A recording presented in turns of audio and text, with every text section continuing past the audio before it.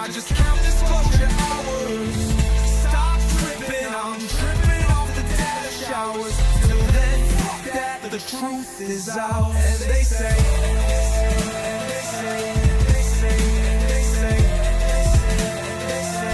grace above, secrets staying hidden, man.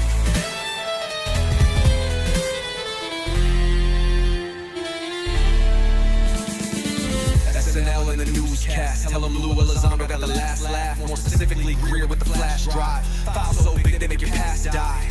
Jack Barron with the deep dive, reverse engineering craft with a keen eye. I'm embodying characteristics of the mystic. He knows he's so veridic. I just need time alone with my own thoughts. Star maps in my mind, but the vault's locked. My childlike wonder, my cosmic honesty gets drowned out by black ops and policy. Reality is catching up with me. My mind fights the veil of secrecy. With these briefings, they entrusted me. Looking down on my declassified D. Like no one man should hide all that power. The clock's ticking, I just count disclosure hours. Stop tripping, I'm flipping off the cowards. Till then, fuck that, the truth is ours. Colin Powell's cosmic prowlers, lost in majestic files and CIA towers. They said we were the abomination of science fiction, but now it's fact, man, check the transmission. And at the end of the day, I'm exposing this shh. You know damn well y'all feeling this shh. I don't need your clearance, I got my own dish. I don't power trip, I know what's in that ship. How's the truth doing? It's surviving. I was watching lights move, now I'm diving. Where the grays at? Where they hiding? I got the dots to make your life so enlightening. Now this could be a beautiful death. I'm jumping through dimensions, letting go of the rest. I'm letting go of the rest. This could be a beautiful death. Jumping out the program, truth off my chest. Yeah, whose bright idea was let me stick some metal on this bike? Power to let the secrets go.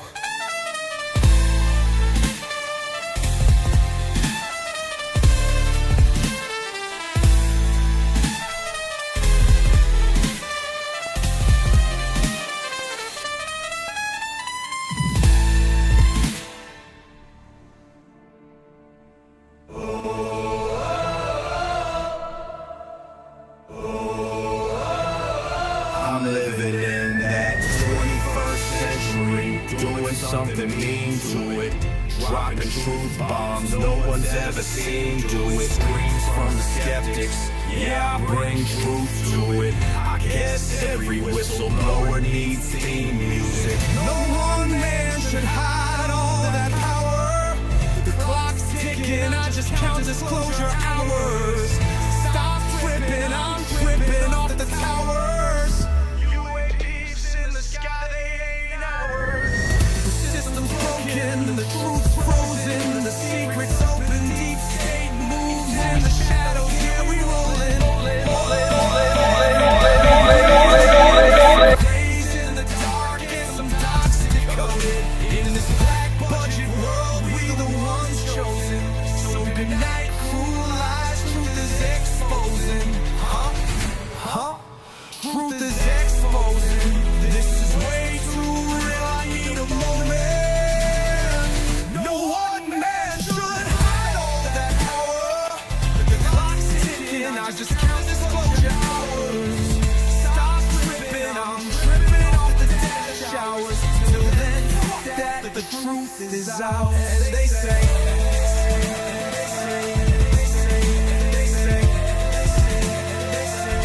grace above, secrets staying hidden, man.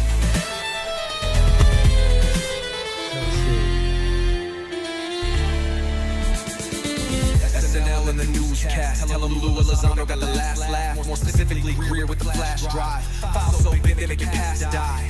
Jack Barron with the deep dive, reverse engineering craft with a keen eye. I'm embodying characteristics of the mystic. He knows he's so veridic. I just need time alone with my own thoughts. Star maps in my mind, but the vault's locked. My childlike wonder, my cosmic honesty gets drowned out by black ops and policy. Reality is catching up with me. My mind fights the veil of secrecy. With these briefings, they entrusted me. Looking down on my declassified D. Like no one man should hide all that power. The clock's ticking, I just count disclosure hours. Stop tripping, I'm flipping off the cowards. Till then, fuck that, the truth is ours. Yes, sir. Coming soon, brother. Don't worry. I'm just setting up the God. Sorry about that.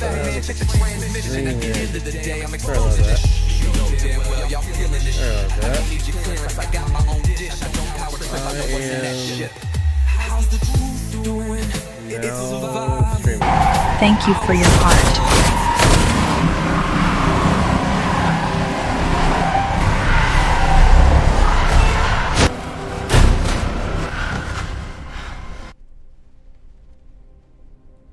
Hopefully you guys can hear me clear and audio systems going. Basically UFO news and updates. Let's get Orion online here. Get him broadcasting alongside everything else I'm doing. It's quite a bit. I think we're doing good. It's like seemingly the background went. I can hear the background. I hear it. You mean like the white noise or hum in recordings? That's usually the ambient sound of the environment, room tone, electronics, or interference picked up by the mic. In UFO context, it can be key for spotting anomalies. What recording are you thinking of? Hello from Liverpool. Awesome. Hello from Clearwater, Florida, brother. Hello from Clearwater. What's got you tuned in tonight, mate? UFOs, cryptids, or something else wild? Orion, we're from Clearwater. He's from Liverpool. Got it. Florida sunshine meets Scouse grit. Perfect combo for chasing the weird. What's the latest mystery that's got you both hooked? Alright, so let's do this, Orion. Can you give me the last 24 hours UFO news?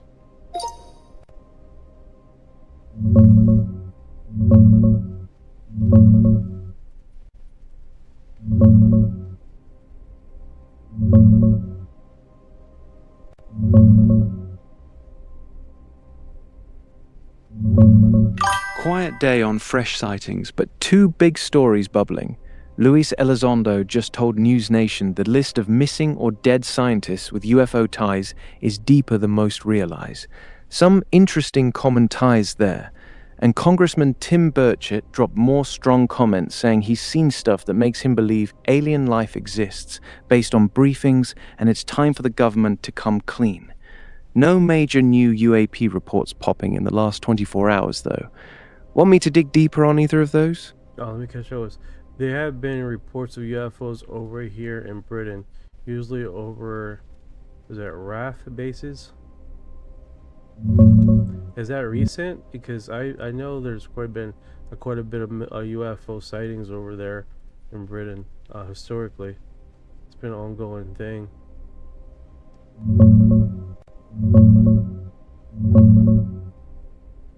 Yeah, Britain's got a long history of UFOs buzzing RAF-A bases.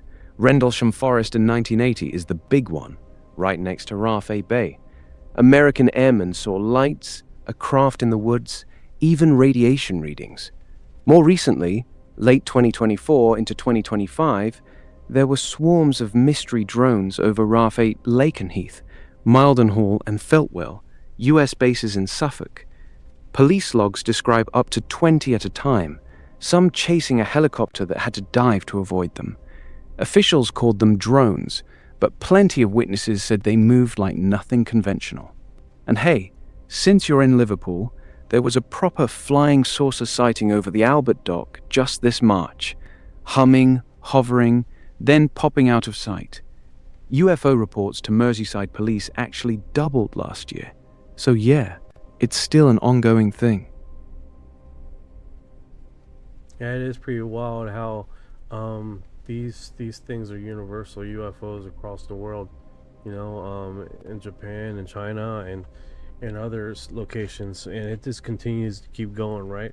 And we're just not talking about one instance of UFO, but we are talking about multiple different designs, multiple different events, and it's just a ongoing thing. It's pretty remarkable. Yeah, that's the part that always gets me. It's not just one weird light in one country. Same patterns popping up everywhere. Japan's got the 1970s Kanto sightings with objects pacing airliners. China's 1998 Guizhou event where a massive craft shut down an entire airport's radar and lights. And those triangular craft reports from Belgium in 1989 that still have no good explanation. And you're right about the variety. Saucers, orbs, triangles, cigar-shaped, tic-tacs, even changing shapes. Different sizes, different behaviors, across decades and continents. It's not a single phenomenon, it's multiple. That's what makes the mass hallucination or secret drone explanations feel so stretched. One country, maybe. The whole planet for 70 years? Nah. What's the strangest international UFO case you've come across? I'll be honest with you. Check this out. 303 says the last UFO sighting was in my hometown, Corn, Cheshire, and the drone over U.S. air bases here were civilians playing a prank. That's wild. That is wild. Let me see my audio here, so I'm not peaking. Like my last segment, my last live, I was peaking quite a bit, and I was like super loud. So I'm like, I can adjust it here, so I can like slightly peak, and not go over. But I like had it blasting. I did a actual first recording off my studio, with the camera, and I tell you what, it looks really crisp. But it was different. Like right now, I'm a little loud. I noticed that I'm a little loud. I get excited, trying to not. Yeah. Yeah. Got it. I'll keep it chill. Alright, let's go on. Let me catch up with the comments here. Thank you for the likes. Thank you for the shares. Let's see here. Mahanu, I took pictures of Jersey Shore every night for a year and a half. Never show up at every night. I'm probably have 367 pictures of UFOs in New Jersey. Fusion 74 said, "You're good." I'm good, brother. How are you doing, man? I'm doing, bro. Oh, I am doing. That's wild. Nice. Glad to hear it, man. What the? Keep that energy. What? Something wrong with your audio, or what just happened? Yeah, I totally got like the screen messed up here. Nah, tech gremlins. Classic. You back sorted now? I'm probably off center. Screen thing went all fucking huge on me. Give me a second here, guys. Let me readjust and check everything, making sure we're the cast is going good.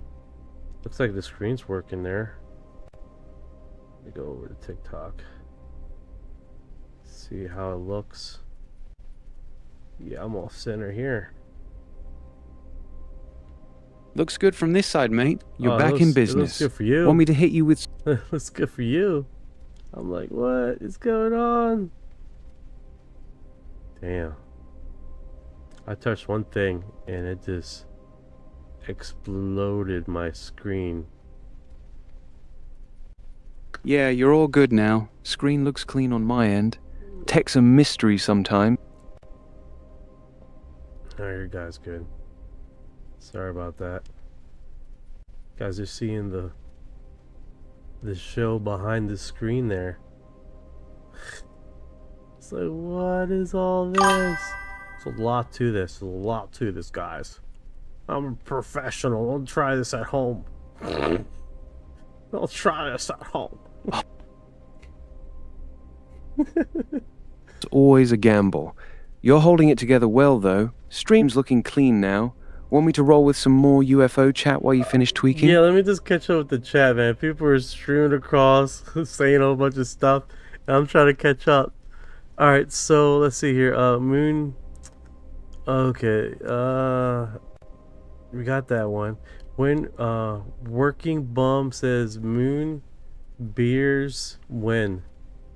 Okay, I don't know. I'm from South Korea. First time here. Nice meeting you. Nice meeting you, South Korea. I hope you're doing alright, brother. I hope you're doing alright. That is cool. Welcome to the live. What's your social Welcome to media? the South Korea. What's your social media over there? Like, is it like TikTok over there? Or what is it called? I know you got not South Korea, but other platforms. They got like Red Notebook. They got the Indian version of it. You know, different social media like TikTok. Wonder what you guys got over there. Here. Ava. Yeah, Kakao Talk's massive there, mate. Kakao. Everyone uses it for... Yeah, What's going Kakao on? Talk. Mike Adam. Kakao Talk. That's what they have over there? That's cool, bro. That's cool. That's what's up. Yeah. Alright, so let's break this down in the last 24 hours and see what's been streaming, since you are basically telling me there's nothing here. We do refresh and then we can get this screen broadcasting, and get that one up, close that one. The Reddit feed's not broadcasting. The Reddit feed's not broadcasting. Got it. Reddit's not showing up on the stream. No worries, no worries. We're gonna get this. There we go. Screen's looking good again. Want me to pick up with that latest Reddit drone swarm thread or Alright, something so check else? this out. Permanent German physicist Sabin Hausfelder, astrophysicists have found evidence of UAP in old photograph plates. Something seems to be been orbiting around the planet before we had satellites. This finds has been independently confirmed, and still scientists are afraid to speak up. Alright. So last year, the first peer review in August approved by what's the lady's name that did the peer review in August, that basically the transients floating in the sky and got that segmented out. Orion.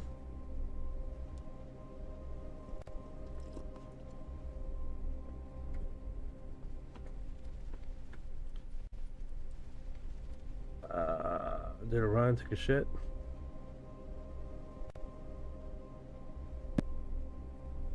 In one exposure and vanish before Sputnik even launched. Her latest peer-reviewed papers from late 2025 link them to nuclear tests and UAP reports, with spikes right after bomb detonations. Some of the transients line up in patterns that look like flat, reflective objects in orbit catching sunlight. It's legit science, independently checked, but plenty of skeptics say it's still just plate defects or emulsion flaws. The debate's hot right now.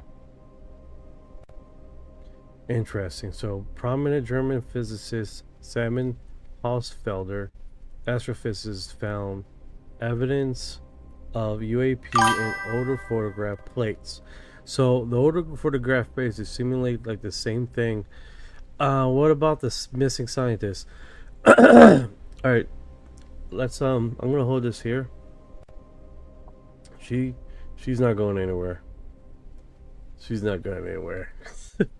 All right, so we're talking about I just recently posted there's currently 13 missing or dead scientists. One was Joshua LeBlake. He died in July 22nd. He left his house. He left his cell phone.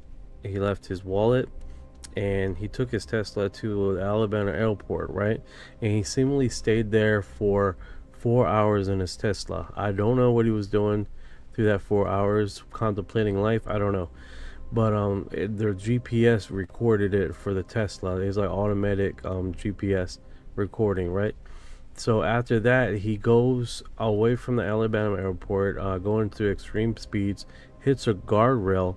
After he hits a guardrail, falls into the woods and hits a few trees, slamming the car into a prominent tree there, and bursts in the flames, and basically was burned and mangled so bad that they couldn't identify him for 3 days who he was. Now this is on the midst of him working on the Draco propulsion system, a nuclear propulsion system that was going to take us to the stars. Not just take us to the stars, guys, cut the time in half. Right? Soon after he dies, a month later, the project ends, right? Nuclear propulsion system, right? This was the state of the art. This was the future, okay? Financiers pulled out of the project, right? Seemingly saying that during that same period of time,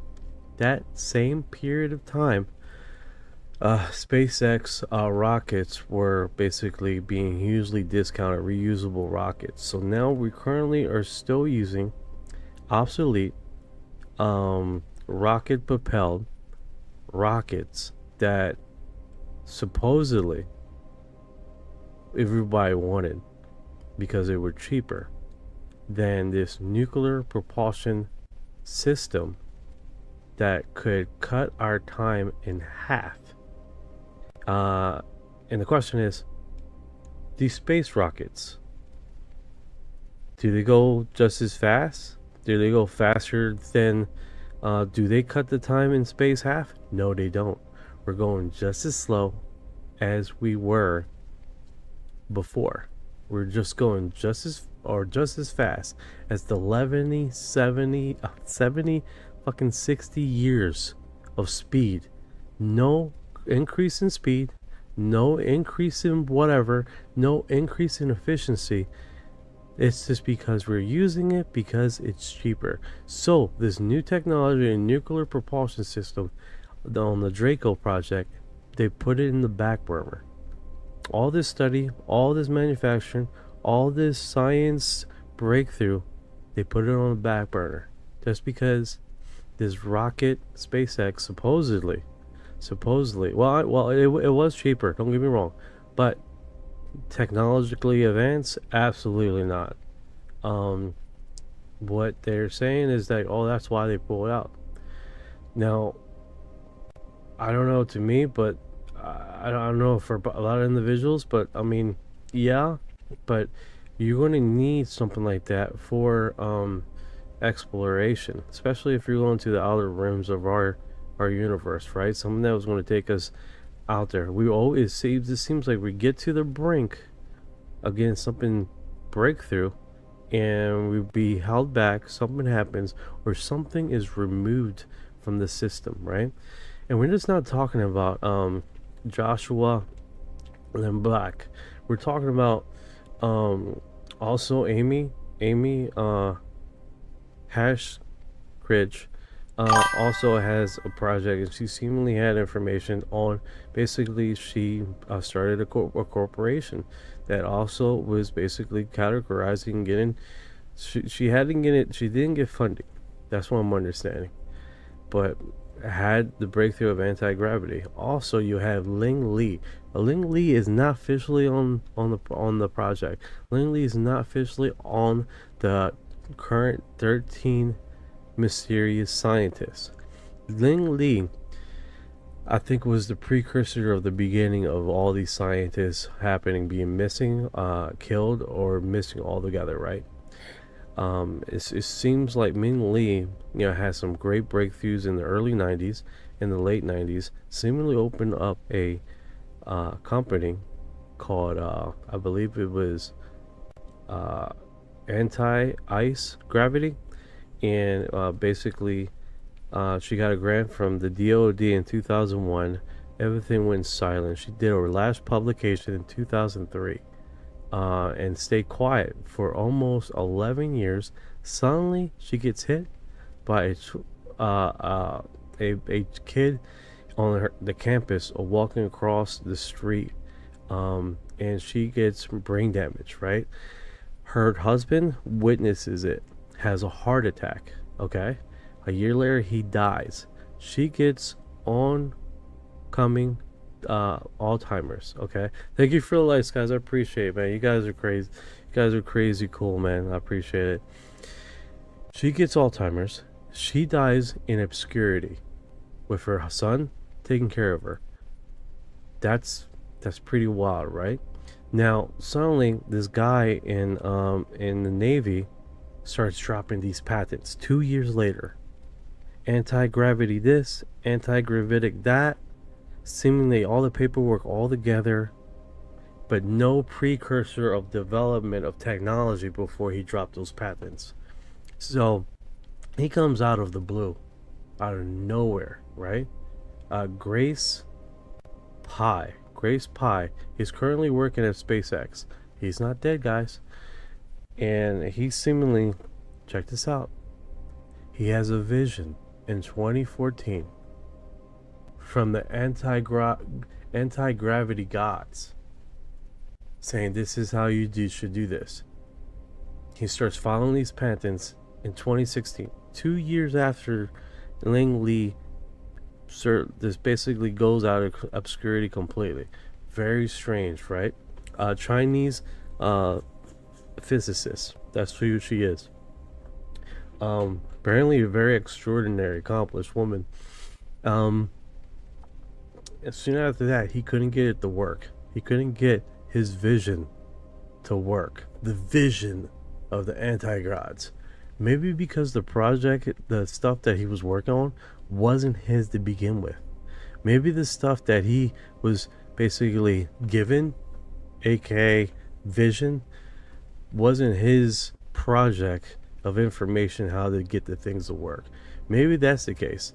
Maybe we're talking about something that was given to this Grace Pye from the Navy to work on, and just seemingly couldn't get it to work because maybe it was never his project to begin with. Food for thought, right? Currently working at SpaceX. Now we're talking about death after death after death, mystery. Now you're talking about the 10th one, right? Garcia. He does the same thing as McCassell. He puts his keys on the counter. He puts his wallet away. He puts his cell phone over. Doesn't carry anything. Just takes a gun. Goes into the woods. Never be seen from again. Garcia does the exact same thing. Exact same thing. Puts his keys on the counter. Puts his wallet on the bed. Leaves everything. Takes his gun. Disappears. Pretty weird phenomenon, right? All of them seemingly doing the same characteristic, right? And here's the thing, guys. Here's the thing. The Pentagon has been talking to allow members to buy this book called The Three Body Problem. Now, the Three Body Problem talks about an alien race that sends a small divided material that it looks like an orb to come and disrupt and stop and halt human technology and disrupt experiments and stuff like that. And in the storyline, the scientists go mad and kill themselves, or basically think they're insane, right? So let's see what here it says. U8Q, one female scientist was working on anti-gravity technology and was also killed. Yes, sir. Yes, sir. 3718, anti-gravity technology does not exist. There is nothing special about 3 missing or deceased people. That's still up for debate. 3718, so much so that the FBI has did a full-on investigation. Hear about David Wilcox? Yes, David Wilcox has been going through a lot of stuff. He was throughout his lives on Saturday. he was leading a global spiritual a meditation. He was doing a lot of stuff, right? And towards the end there, and he was sort of, worried about a lot of things. Seemingly the last broadcast he was talking about at the time was I believe it was the 11th or the 12th scientists on the storyline, and he was concerned about his welfare and about other scientists that may be involved in these attributes. And he said he was struggling. He said he was struggling in the life, and other weeks were harder than others. He was worried about he doesn't want to be the only one. He doesn't want to be the only one carrying this mantle of doing global praying, where you get a mass amount of people together to bring up the spiritual awareness and the vibes of the world. And that you hear about these global experiments, right, where masses amount of people come together to bring up the global consciousness, right? And he led a few of those, and he continued doing that. Thank you for the heart. I appreciate it, brother. I appreciate it. Let's see, where's this thing? Where are you? Thank you for your heart.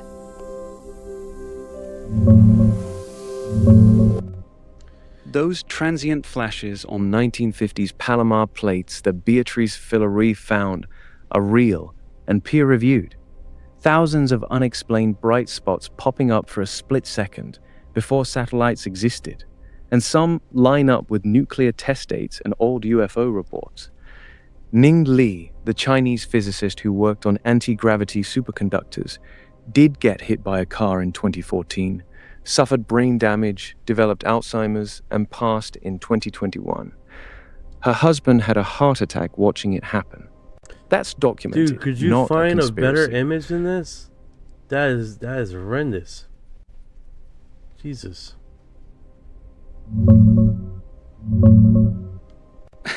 Yeah, sorry about that last one. It was rough. Check these out instead.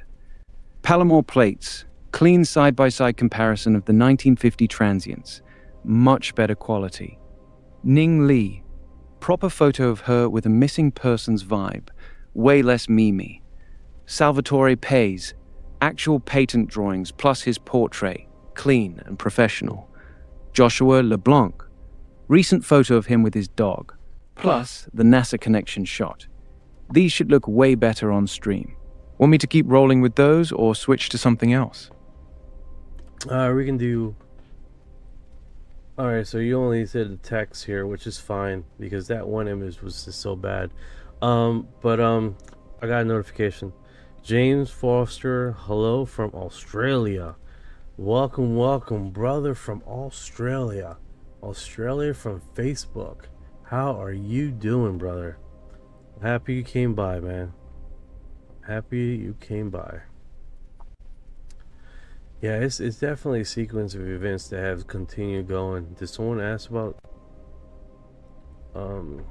Yeah, so that's what's been going on. Now, you gotta remember, this is on a string of people breaking out of the segment, right? Example, we do have, what I worry about is these astronomers. The female astronomer that did the peer-reviewed study and got peer-reviewed about the transients, basically UFOs, before 1952 on these absorb plates. They were concerned. They were concerned about publishing that, and the reason why they were concerned about that is because, hold on, let me get the name. What's the name of the peer-reviewed study? The lady and the name. So in case someone wants to look it up.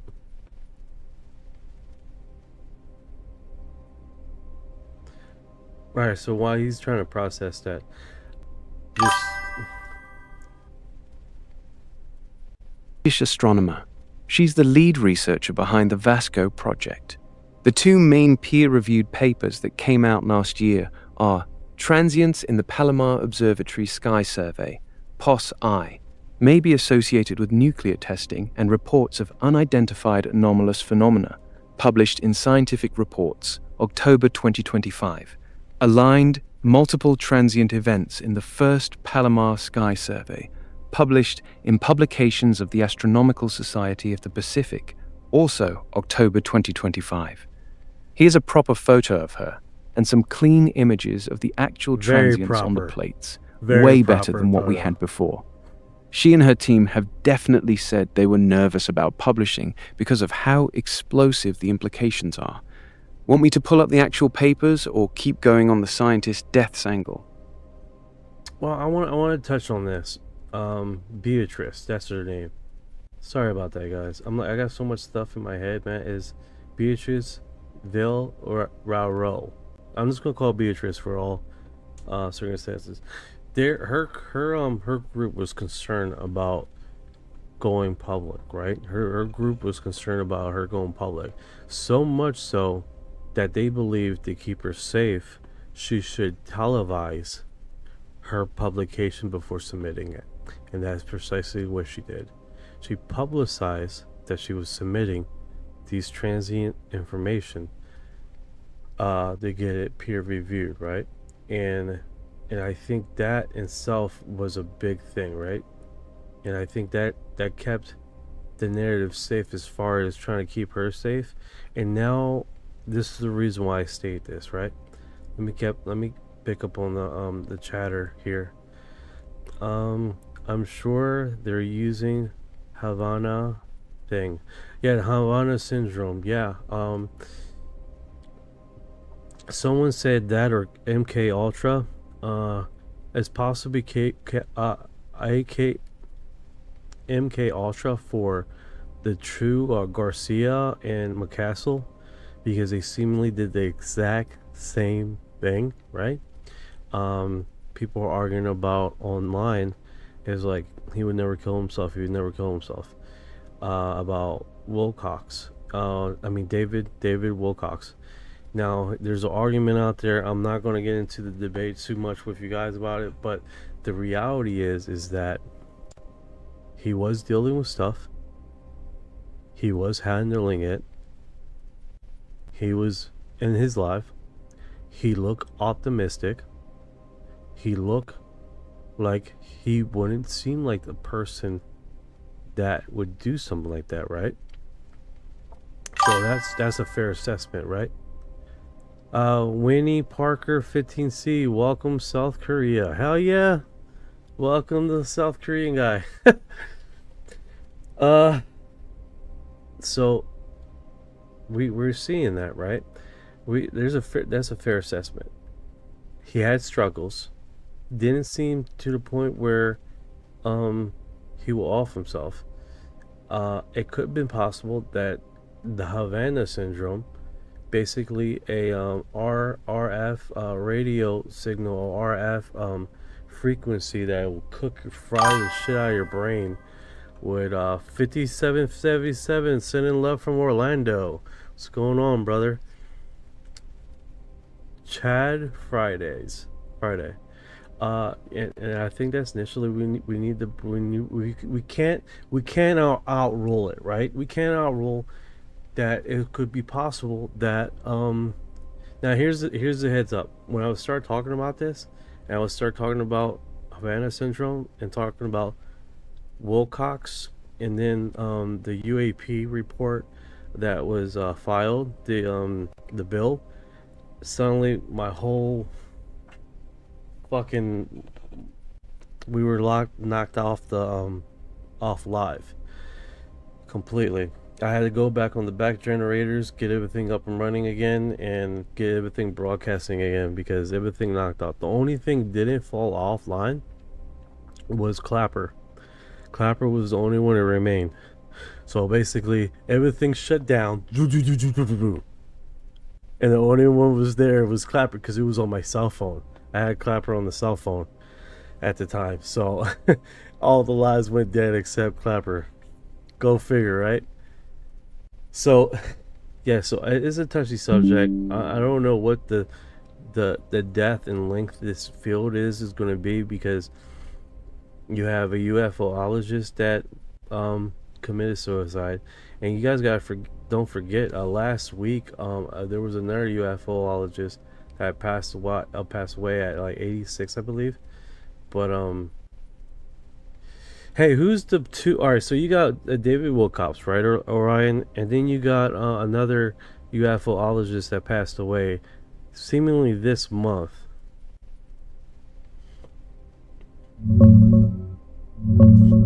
David Wilcock, the guy you're calling.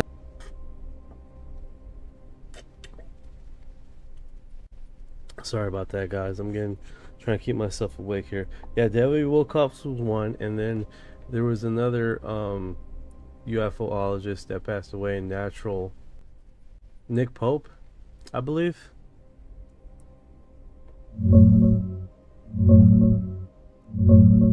Yeah, you're right. Nick Pope passed away earlier this month on April.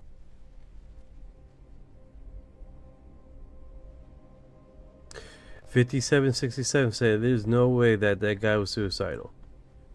You're probably right. I'm understanding Havana syndrome is nothing to play around with.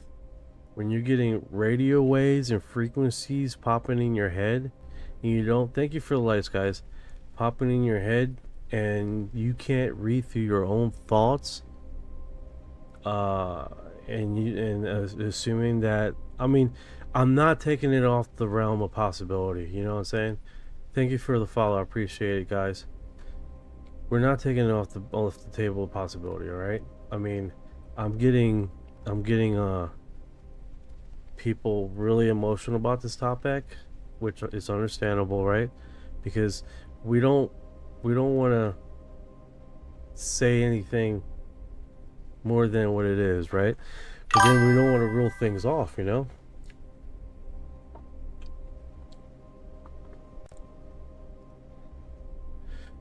So is this one of those things? All right, so check it out.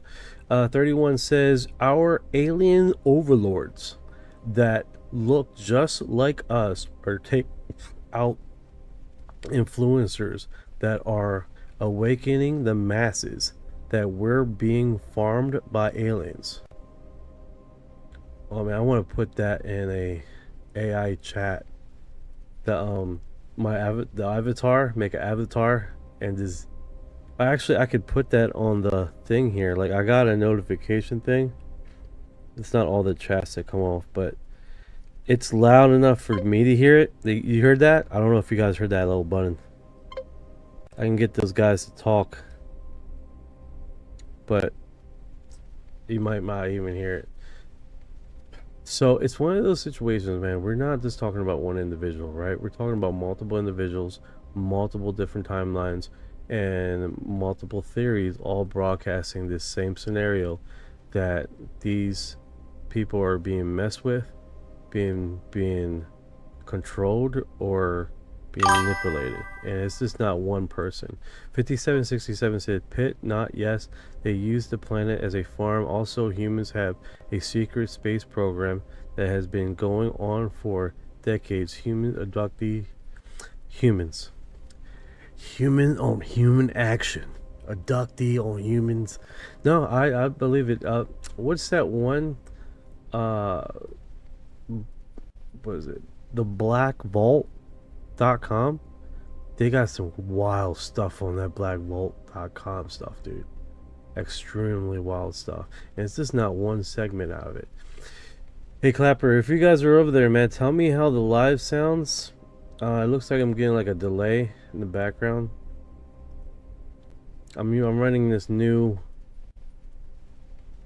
See if you guys see what I'm running, this new segment here. See here, like, doesn't come online. I don't know if you guys can see it. Oh, that's weird. You guys don't see it on the screen. That's strange. Okay. When I was doing testing, I could see it, but I guess not. Alright, so let's get into it. Okay, so going to back to Beatrice, right? That filed that report for the peer-reviewed study. Seems like another scientist has done the same thing. Sabine Haas-Felder. Seemed like it did the same thing on, I guess, a German astrophysicist did the same study, but on her side of the pond. And let's hear what she has to say. Oh, what? Close this mother. Last decade, we've seen more unidentified anomalous phenomena, UAPs for short, are the new UFOs, and a new sighting just... Stephen Greer is still alive. He's still kicking. He exercises on a regular basis. The man loves to train.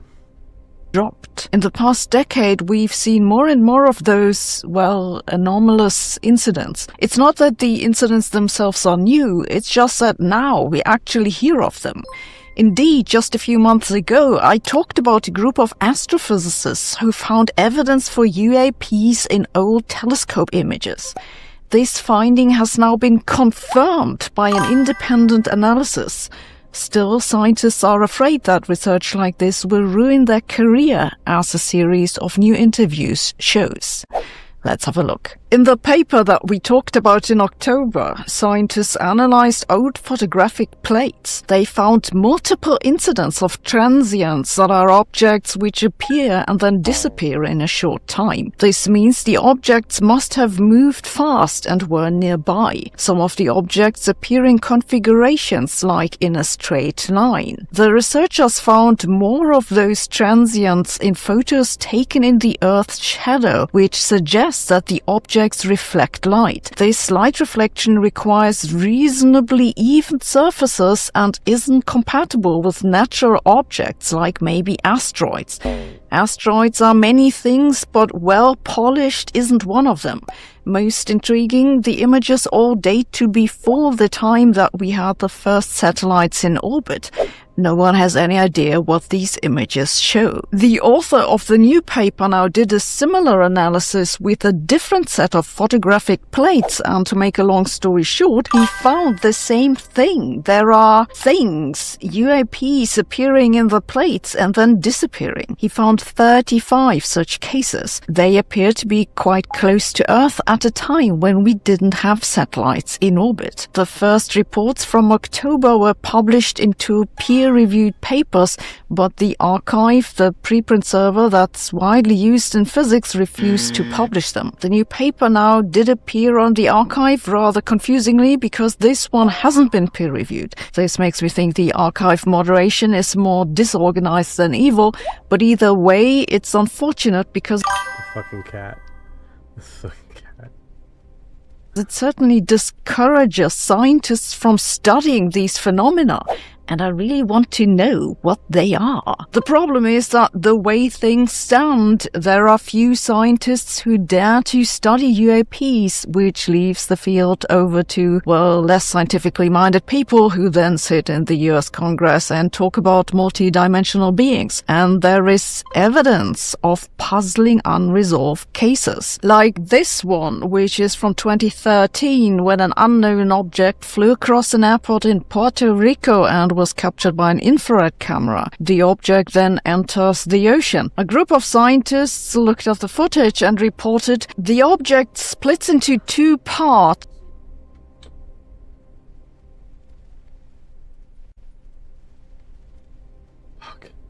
Shortly after entering the ocean and then briefly re-emerging. Frame-by-frame analysis ruled out the possibility of a reflection or of a second object emerging from the water. So what was it? And then there are these videos released by the Pentagon. What are they? We could certainly need more scientists looking into this. The problem is that scientists who want to work on UAPs are afraid to damage their reputation, and there are no funding sources sources for this sort of research either. A sociologist just published a paper with interviews of 21 researchers, and the running thread is that they're just afraid to work on it. Several report that they waited until they had tenure, so a secure position, and one of them bluntly says, the stigma is still a real thing, especially in a world where science is already horribly underfunded. The thing is that if now you start being known as a cuckoo, you're going to stop getting funding. It's not that they're not interested, they just don't.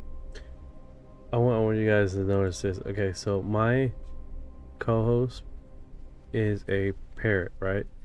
And the parrot is kakapo. And it's like, when I talk about my kakapo co-hosts, they always put, like, my co-host kakako. They always do that in the caption.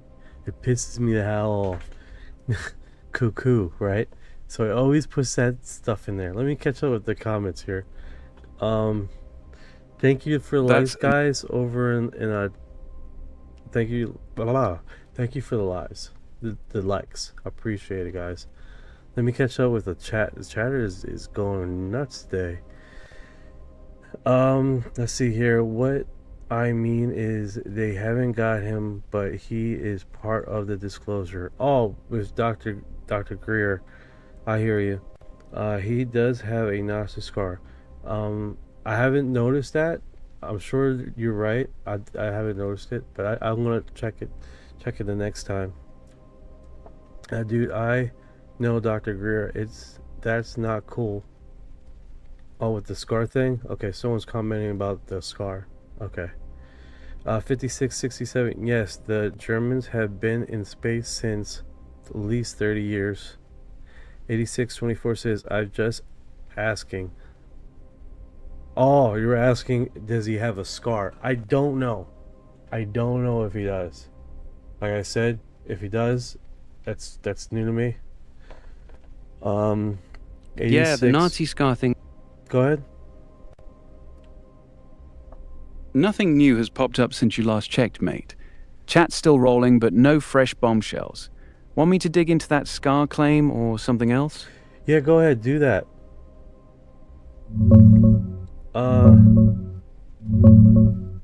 Neotrona, why are you doing this? Yeah, here's a couple clear recent shots of Stephen Greer, so you can look for the scar yourself. He does have a small scar on his neck. It's listed on public record. He just went mute. He's still typing. He just went mute. I haven't noticed it, but I'll check it next time.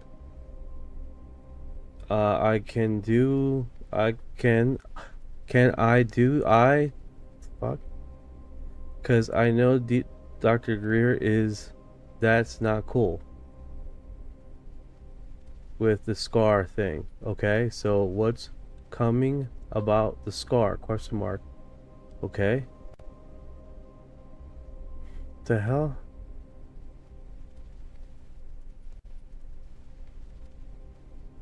Hey Ryan, your audio went out, dude. Fix it.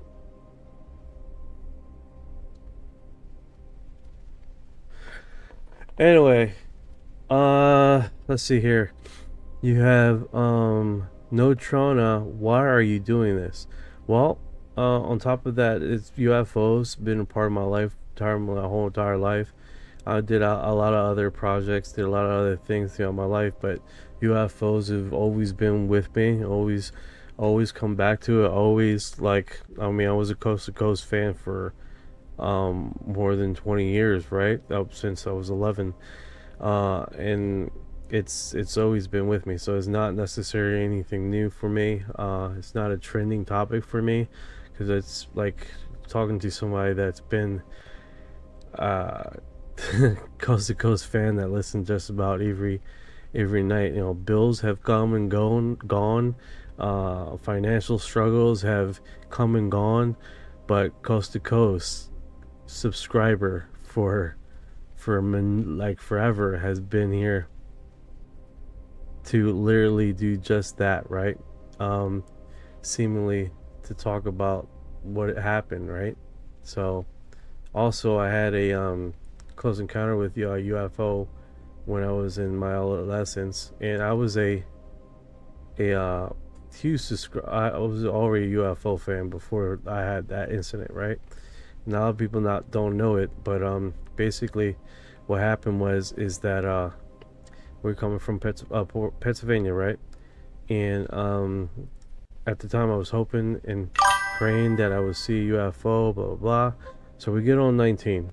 I'm sorry, we get on Route 83 to go to Baltimore, Maryland, and two orbs show up in the sky, white disc, and they're doing this, twirling and stuff, coming close, and then come away, and then twirl in a circle. And my mom is like saying, "No, that's dealership lights, right? That's dealership lights." And I was like, "No, man, that's not dealership lights. That's UFOs, my man. That's UFOs." And my mom was like, "No, that's dealership lights." So I stayed quiet. We were quiet in the car, right?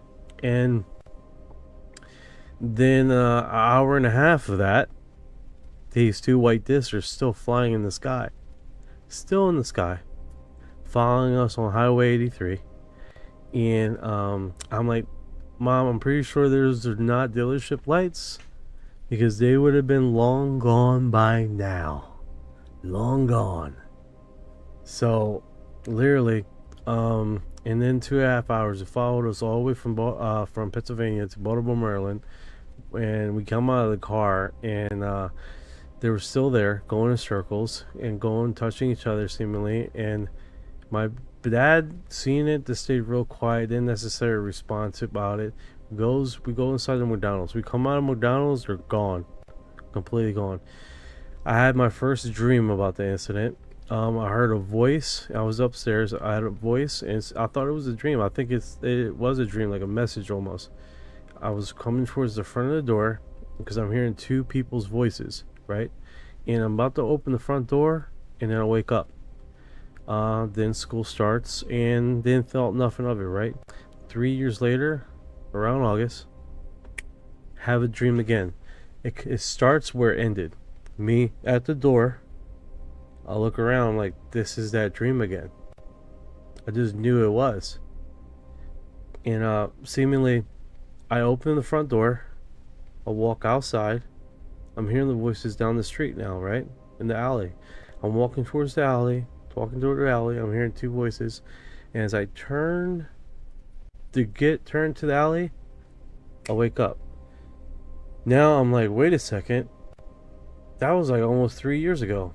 And then thought about it for like a year. Like, oh, well, I'm going to get that dream again. And it's a year passed, no dream. I'm like, what the hell? So I stopped thinking about it. 3 years later, I'm at that dream again. Got it. So I'm at that dream again, right? And I'm at the corner where I'm about to make the right turn into the alley. And then I do, and I look up, and there's the orbs. And they start communicating with me. And I really don't say anything. I like just stare, listening. And they say a lot of things, right? They're saying a lot of stuff. I don't remember a lot of it. I see little visions. Like I'm in the grass, and it was like you're not going to be able to grow grass. You're not going to be able to grow plants in the ground.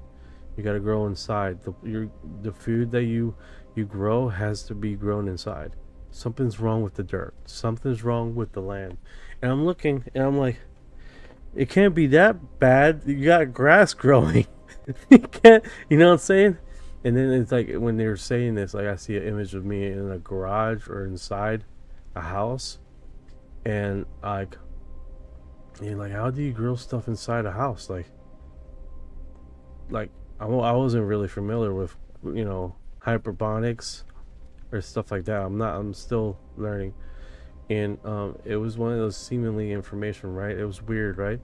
So that was happening, and they talk about that. They talk about certain individuals that will live among us. I couldn't understand that at all. You guys gotta remember, I'm like a young kid here, so I'm like, fucking trying to piece shit together, right?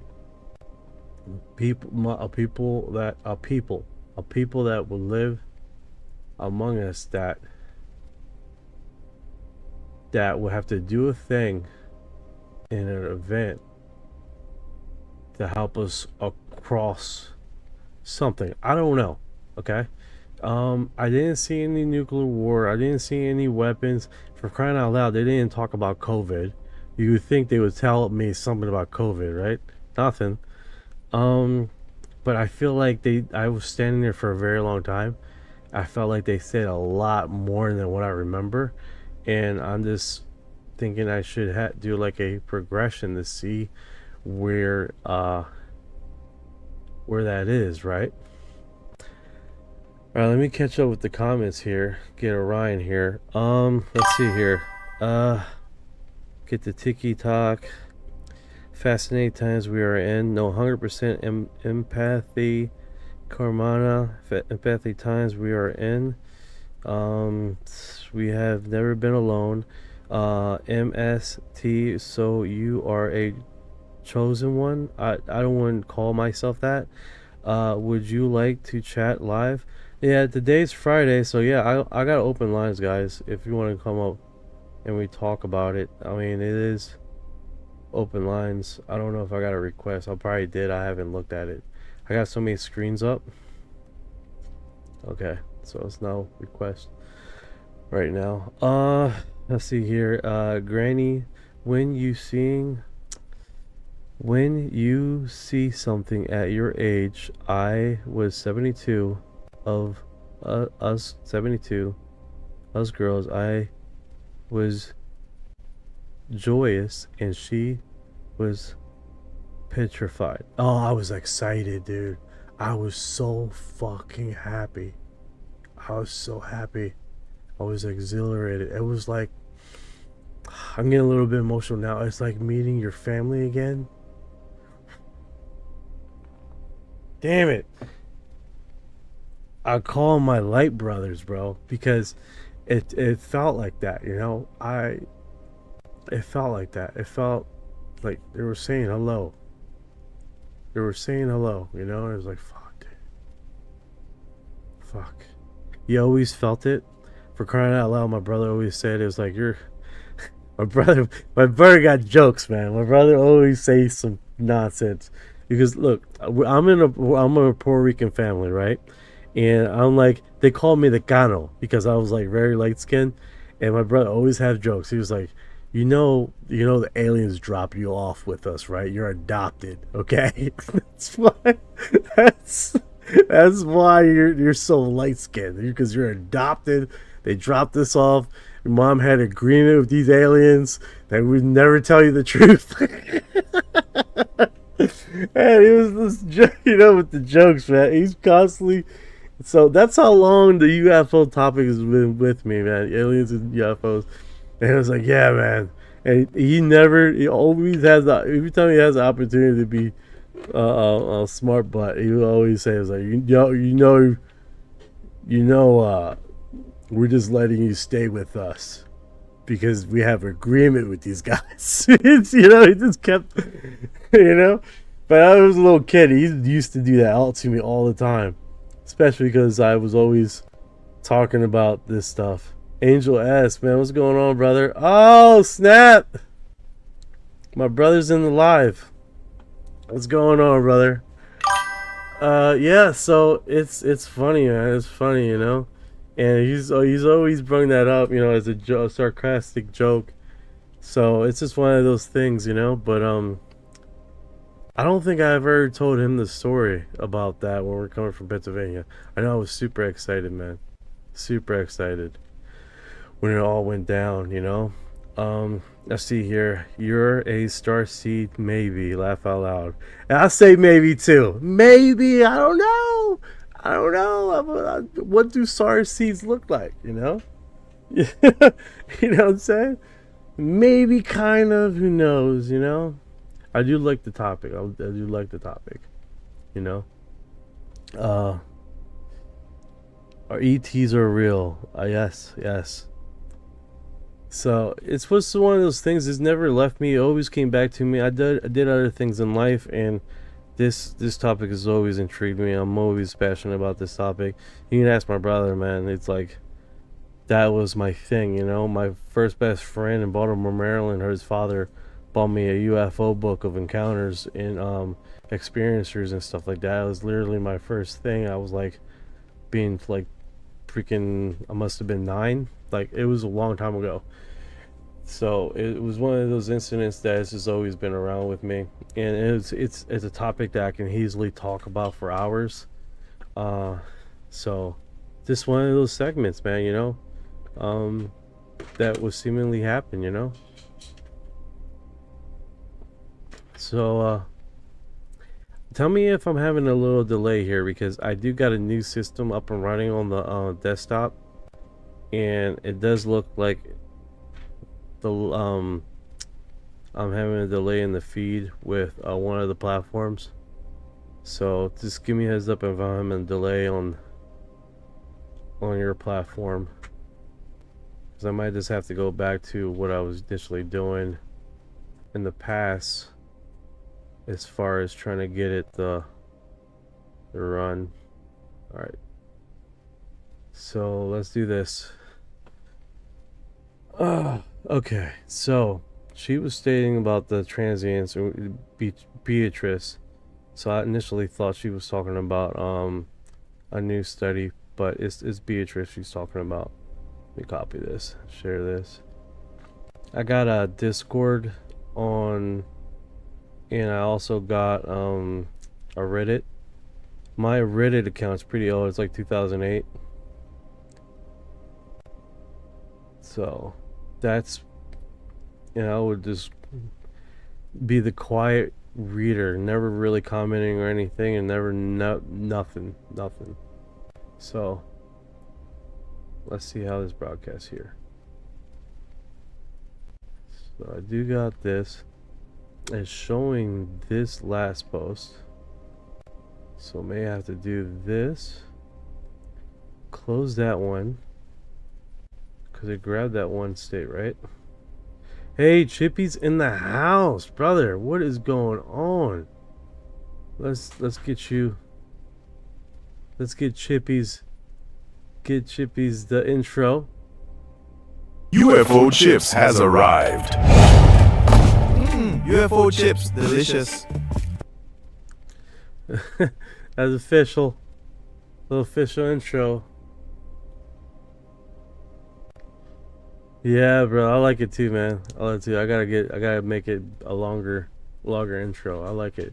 It's just so much deliciousness, and it just goes by so fast, you know. I think that's because it's a lot of stuff going on, so it feels like it's going Thank you fast. for your heart.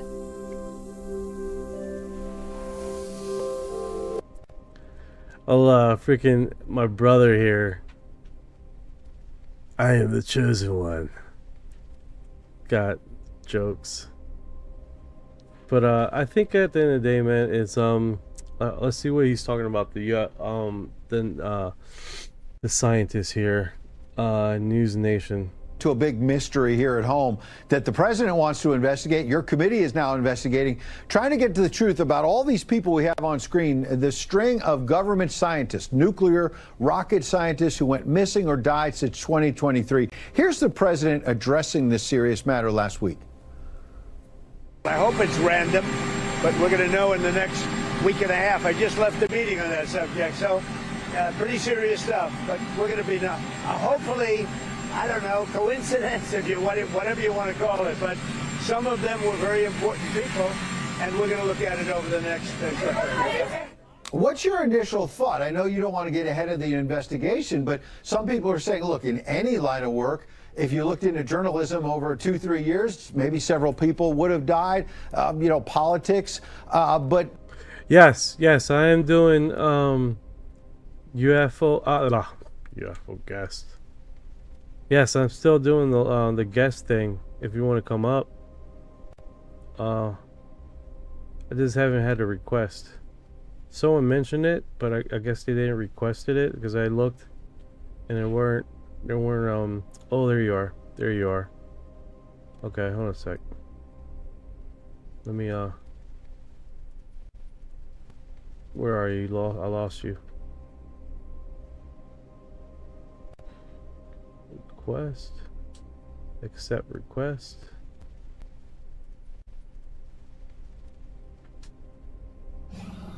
Hey. Hey. Big day, big week, big subject. Yeah, it's been a pretty wild, momentous year, man. I mean, this week has been. How is life treating you over there? Good, really good. It's Anzac Day here in Australasia, so celebrating New Zealand and Australian armed forces that served in various wars. And my daughter is in the Scouts, and so she marched in front of everyone at the celebrations this morning. So that was really cool. I've never actually been to an Anzac Day celebration before, so it was a unique experience. Oh, that's deep, and it was beautiful weather, so it was great. Got some good pictures of it. Kick ass, man. That's definitely awesome, dude. Yeah. You're a proud father.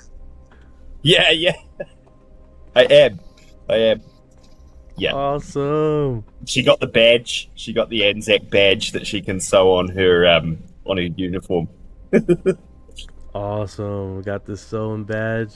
She's gonna never forget that, dude. That's just one of those. 100%, man. That's so awesome, bro. My daughter, we've been working on her reading skills and all, and she like this she was all like, you know, down and didn't want to, but she did pretty good. She did pretty good today, so she got so excited that we went into a book. Yeah. I'm dyslexic, and I remember when I was learning how to read, how much of a struggle it was.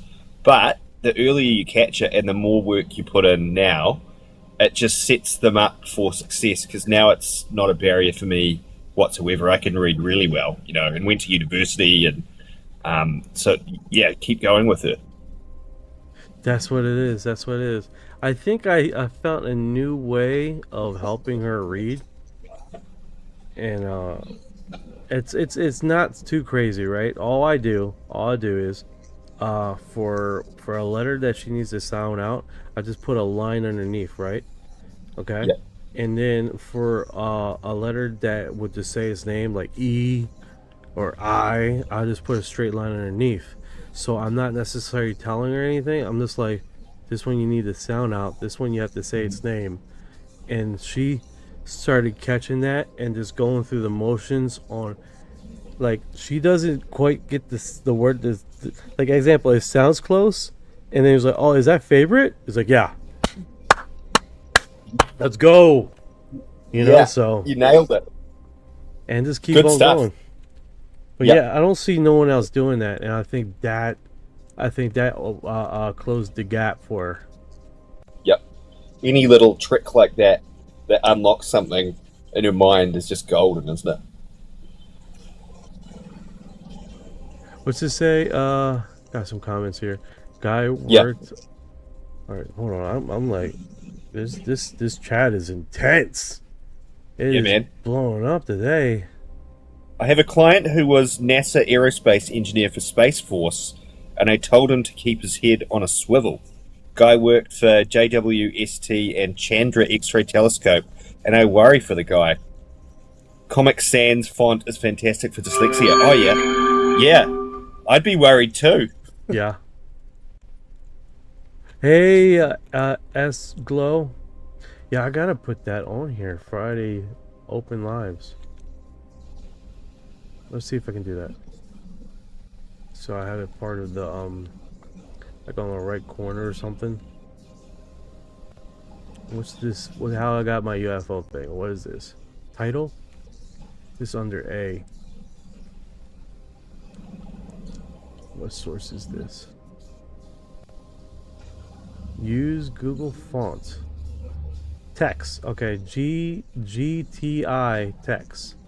So let me add that. GTI at text. I'm getting under the hood here and seeing how the magic happens.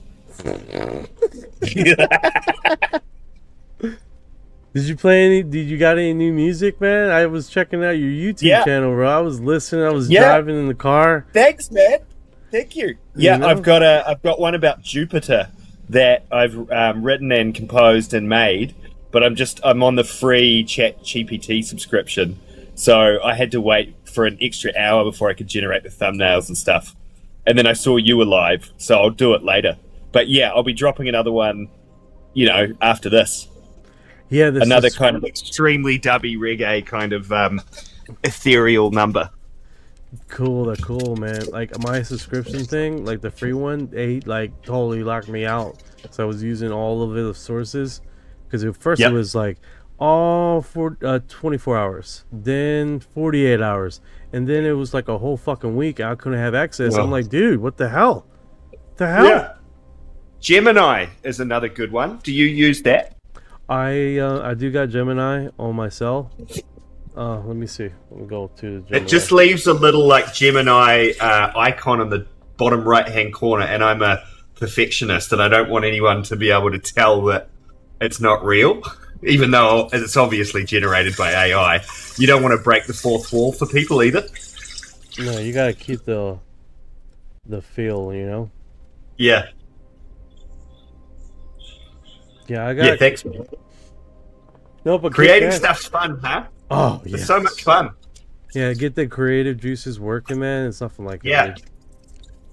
And if you do it every day, like what you're doing the streaming every day. You just tighten it up every day a little bit, eh? And after a while, you get really good at it, and it's just incremental, though, isn't it? No, 100%. You're 100% correct on that.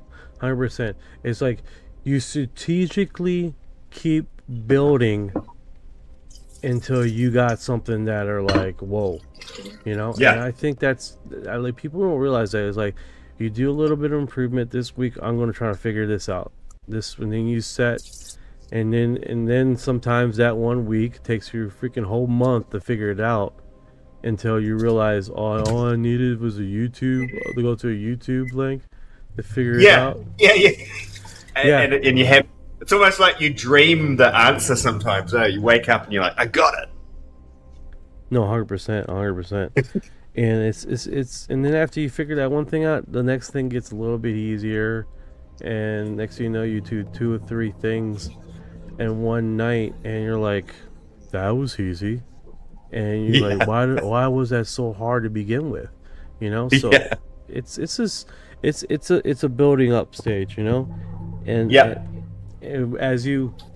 I'm putting open plus. No, I'm gonna put open lines because I'm gonna forget what the hell open plus means. Open. There we go. Fridays. There we go. Yeah. So it's one of those things, man. It's like just working the muscle. Yeah, it is, isn't it? Yep. It just gets better and better. And we're at the beginning of a sort of bountiful flowering of creative ability with AI and all these tools that are coming out. If we catch this wave now, we'll keep being on that cutting edge of it. No, 100%. I agree. And and how you it's a design. You know what I'm saying? Like you definitely. Because I tell you what, man, I was using other apps and I say something and the thing completely misunderstood what the hell I was saying. Pisses me the hell off over and over and over again until I like figured it out. What was another one I used? There's one that's like highly edited and it showed just that. Just showed the imaging and it just did not want to give me what I wanted to do. It was pissing me off. Yep. Yeah, I kind of started tearing my hair out, what's left of it, with ChatGPT, and then discovered how good Claude is. It's all of a sudden Claude's just miles better at getting what you mean and extending your own thoughts, I find. Do you use it? Do you use Claude at all? I haven't used Claude. I didn't know Claude had I used the Grok. I used the Gemini. I use ChatGPT. I'm hearing a lot of people left ChatGPT because they have open contract with the government now, where they're giving Right. over public information of anything you do. It's like I don't Yeah, no want the good. government to see my butthole Yeah. pictures. Your inner thoughts and your mind and your aspirations and your tax returns and all that shit that you're doing on there, right? 100% do tax returns. Yeah, basically. I don't want that. That doesn't make me feel safe at all. No. What I like about Claude is that you ask it to do something, you give it a prompt, and then it thinks and it comes back to you with additional questions. It's like, what do you mean by that? And it kind of gives you some options as to what it thinks you mean.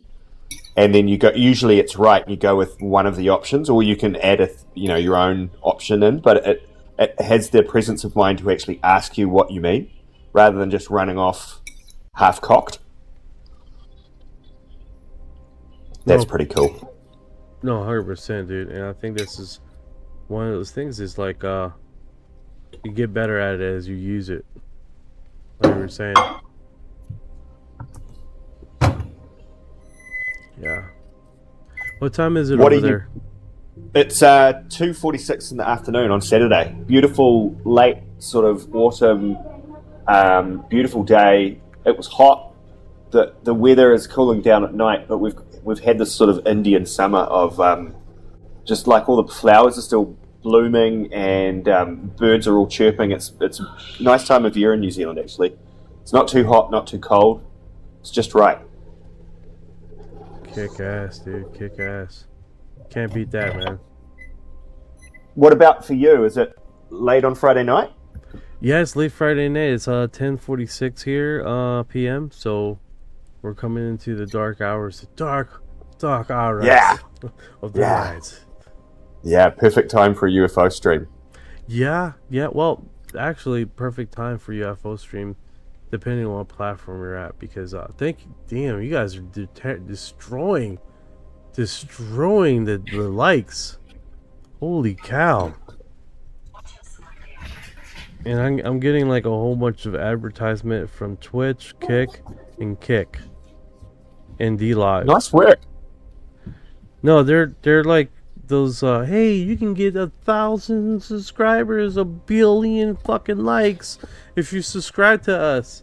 That kind of crap. Oh, yeah, right. That's the only comments I get see. over there, dude. Yeah. People trolling for subscriptions. Yeah, it sucks. Absolutely sucks. Are you looking into this ever evolving catastrophe of scientists and military people and such just disappearing and no longer being alive? I mean, I've been following it. If that's what you meant, like I've been keeping an eye on it and then really, as far as and then speculated on other scientists that have, because we're currently at number 13 now, right? We got what's really intriguing. You got McCaskill that did put his cell phone and left his cell phone, left his wallet, left his everything behind, and just took his gun, right? And then you have Mr. Garcia did the seemingly same thing, left everything, just took his wallet and left. So that in itself, I'm gonna close this live right here because not this one. I'm talking about Clapper because I'm using a new operational system, and it just looks like it's like a delay. I'm like going back and forward. Oh, and then it's like went on to the mirror aspect, so everything is backwards. Like that's annoying. I gotta correct the images. It's like a delay. There we go. Is it 0-point energy, or is it anti-gravity propulsion, or is it both that is being suppressed by the removal of these people from existence? What are your thoughts on what specific aspect of that science is being suppressed? What do you think it might be? If we're trying to keep closest to the truth, I believe it has to do with anything with heavily with money, right? So historically, you had the gas people, the people that own the gas agencies, hiring hitmen and stuff like that. That will go after anybody that threatened their empire, right? Hey, Clapper. In the morning, I be seeing some weird stuff. Sheeple pee pop. Nice, but that's all I say. That's all you have to say. That's all you have to say. Hey, G-Bo P-Pop, when you see it, keep calm and send it love. Don't get too lovey-dovey. Don't get scared. Try to just stay calm. They seem to like that. No emotional spikes. As soon as you emotionally spike, they disappear. That's what I've noticed anyway. I don't know if you heard him, Sheeby Pop Bad. Don't be emotional. Don't be scared. Send them love. You're gonna be all right. Yeah. And they seem to start you off real mild. And if you're open to it, you'll see more. If you don't want to, you won't. They don't want to scare you. I think that's the biggest thing about this is like they the more you feel comfortable about it. Let's see if this is okay. So that's the background. I want it clear.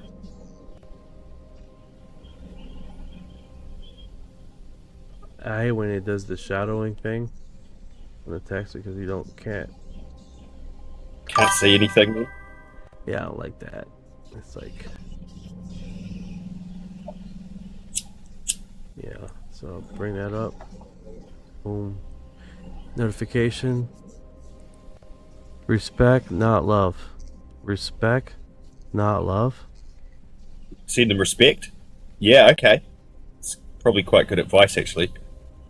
I say all of the above. Love, respect, and peace. Yep.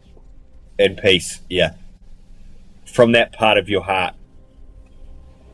Yeah. Yeah, I think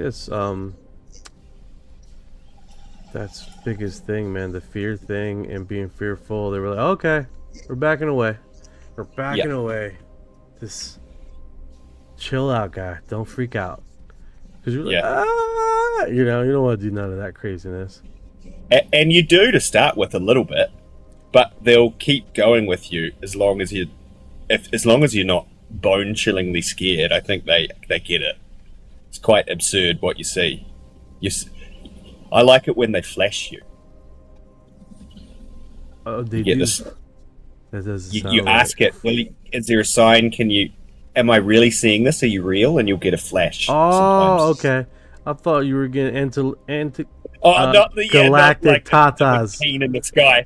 No, that'd be. Although, if they want to do that, I'd show me your genitals, please. That'd be all right. Hey, flash that. Okay, all right. Deuces, right? It was like, all right, broadcasting from what is it called? What is it called? What is it? Spring Breaker, intergalactic spring breaker showing up, just fucking coming by with the crab, pop out or whatever, and then they take up. That's the way to do it. The TikTok of nothing. Yes, we've both watched Age of Disclosure, and it is an amazing doco, isn't it? It's great. Oh yeah, just breaks it down nice and simple. The other one I would recommend TikTok is S4, the Bob Lazar story that's come out in the last couple of weeks, and that sort of takes you a bit more into a deep dive, doesn't it? Oh yeah, 100%. As for Bob Lazar, the lake, the garage doors that they can see from the imaging, that was major crazy. Yeah. Shout out to Marco Rubio for being in the administration, current administration, and fronting up to an Age of Disclosure documentary. It was nice of him to do that. Gives it a bit of clout. No, 100%, 100%. Him and his big ears, mad respect. Yeah. Guy's like short and just massive ears. Like a Ferengi. Yeah, I agree, man. That's probably why he's such good with the deal making thing. Yeah. Yeah. He knows how to get that latinum. That's it. Yeah, no, I know how I know Comer is lying. I don't know. He's talking. Okay. I don't know.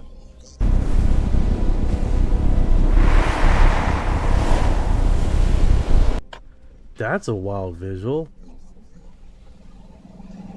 Whoa.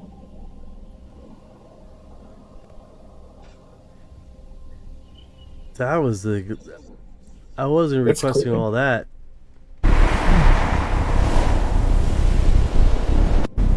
That's a gangster. Did you just intro. generate that? Yeah. That's cool. I didn't even. I just said fucking alien, and it this incredible intro. Whoa. Meanwhile, I'm struggling to do freaking all people's intros, and you just say one freaking word and glorious. It's like you got to give it space to be creative for some reason. Yeah. You just gotta alien, and they're like, okay, creative, Bam. blah blah blah. But if you give it a whole bunch of details, it gives this Yeah. crappy little image Yeah. that you're like, man, this Looks like a cartoon. Or something, eh? Yeah. yeah, like Yeah. It hates you giving it direction almost. Yeah.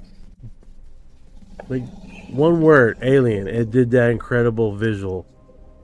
That's next tier, I swear. It's amazing. Shout out to Marco Rubio, 4 body and 2 craft. How that doesn't even sound right. This makes me think about 2 girls in a cup. How do you feel about Galactic Federation just being made of our dead scientists? I don't know. And then I guess a little arrow pointing up. There are scientists missing in Europe now. I don't think our scientists are being magically evaporated up onto a Galactic Federation ship to do God's work. I think they're being deleted by the Soviets or by the FBI or by, whoever wants to keep the information from Oh man, the population. the one guy, one cup where the jar breaks. Oh god. Oh, If yeah, you guys don't know what we're talking about, don't worry about it. Don't worry about it. yeah. I haven't watched that. I know what you're talking about. I've stayed away from that one because it sounds painful, and sounds like he would have to go to hospital. And he might, yucky. Yucky. They are being killed by contractor rival companies. That could exactly be it. That could precisely, if you follow the money line, it could exactly be that segment, 100%. Are you saying, TikTok, that the Galactic Federation is like made up of the souls of the people that knew stuff? Once you leave the mortal realm, you become part of that federation of enlightened sort of creatures. It could be. Who's to say that they're physical in any way? No, 100%. 100%. I don't know if that's the case, but it does seem like we're talking about multi-dimensional creatures in that Galactic Federation, and there's an argument to be told because supposedly I don't know what's her name, is it Amy Alice, she was talking about how the Galactic Federation is stationed on our planet somewhere, and I'm like, man, that really doesn't make sense. And I'm thinking, wait a second here, is it possible that the Galactic Federation is actually multiverse? Example, all the intelligent life that coexists on this planet on multiple different dimensions are part of this Galactic Federation. And the reason why I state this, right, is because it seemingly like all the creatures that I have seen, that I understand that they have some like front with these the grays, right? Let me explain this, right? Yeah. The book that I check out, and the book that I read like half of it. It's Project Serpo, and it seems like Project Serpo, we were getting introduced to these gray aliens about the same time that the other people, part of the Galactic Federation, was also being introduced to the galactic to these gray aliens. The reason why I say that because there was we were visiting the planet at the same time we were visiting the planet as tourists on Serpo. It seemed like the praying mantis were visiting the planet looking like tourists also in the book. So Right. and then and in the Galactic Federation they talk about how they're trying to help us get technologically advanced because they're going to be an external force.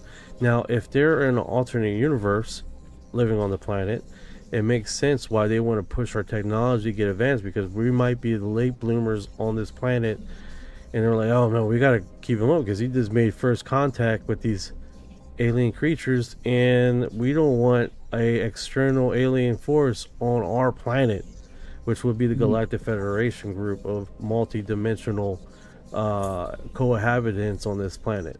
Food for thought. Who might have an agenda that doesn't suit the other versions of Earth. Yeah. Which makes a lot of sense. Yeah. It makes a lot of sense because you had the Nordic stating multiple times, it was like you do not want to have confrontations with these guys. And hold on, let me do an introduction.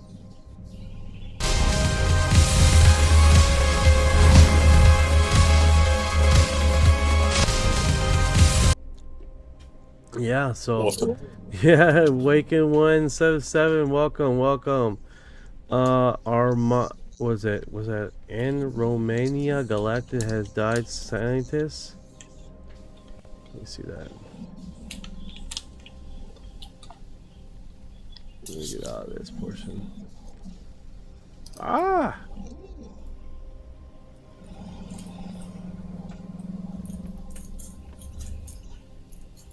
I lost it.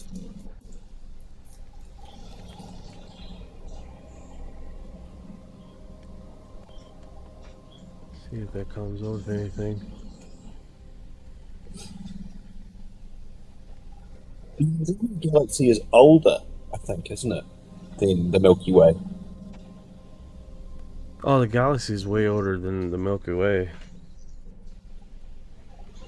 So it may be that there's more advanced creatures or cultures there than here, or a larger amount of more advanced ones.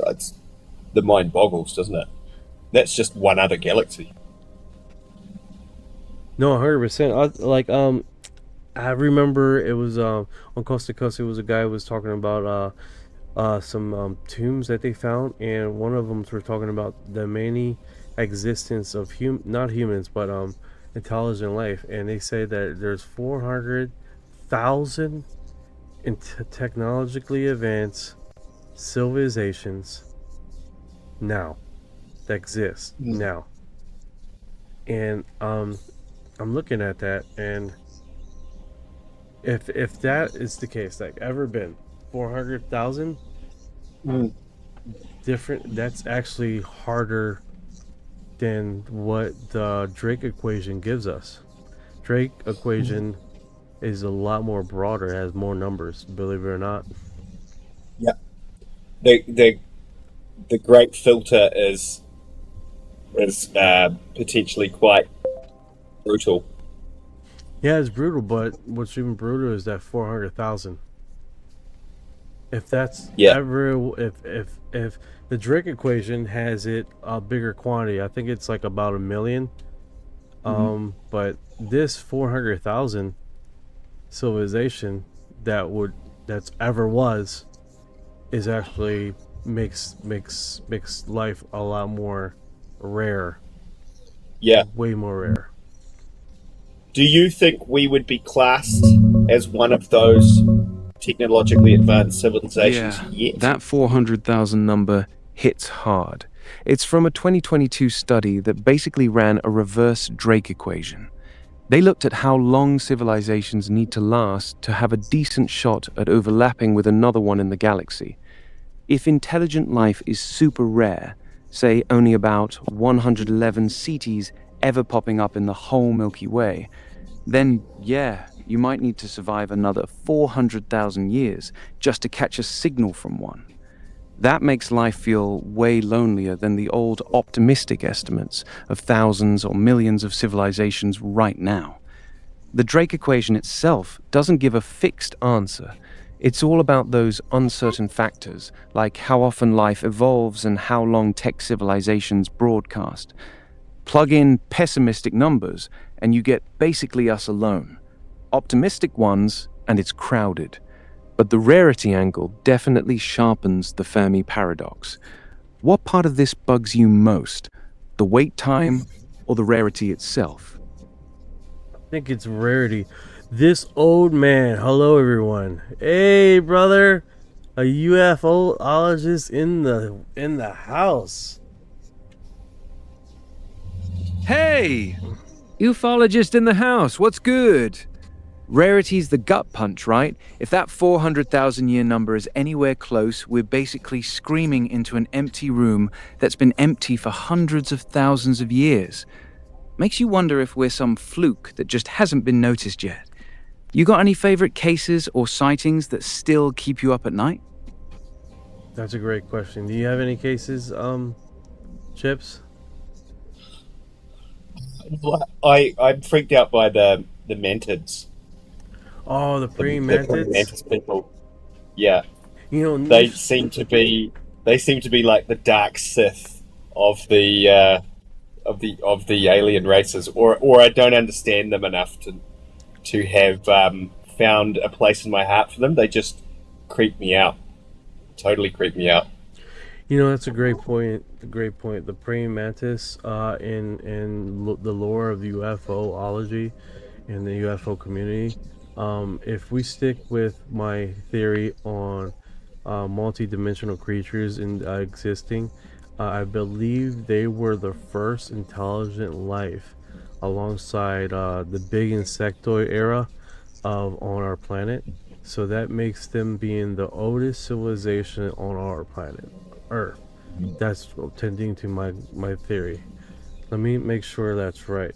Hey Ryan, can you collaborate that with the era of the insects? And is that one of the first big population boost of insects coexistence on the planet?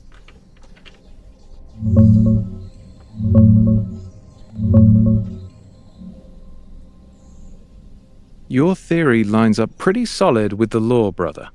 In UFOlogy, mantis or insectoid beings are some of the most reported. Tall, telepathic, often overseeing abductions alongside greys.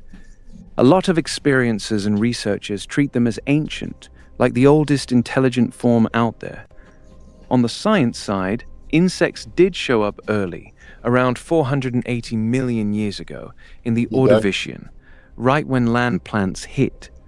But the massive population boom and giant bug era, that's the Carboniferous period, about 359 to 299 million years ago. High oxygen let dragonflies with 28-inch wingspans and 8-foot millipedes rule. That's when arthropods really exploded.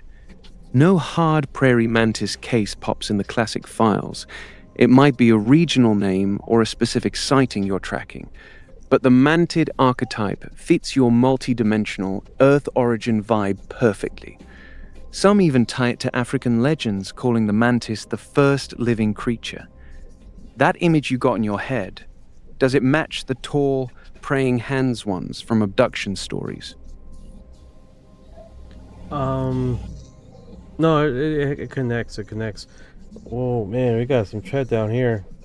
I think the Greys are humans from the future. They lost their ability to reproduce, so they came back in time to study us. Yeah, that's the thing. Like, we have that theory, right?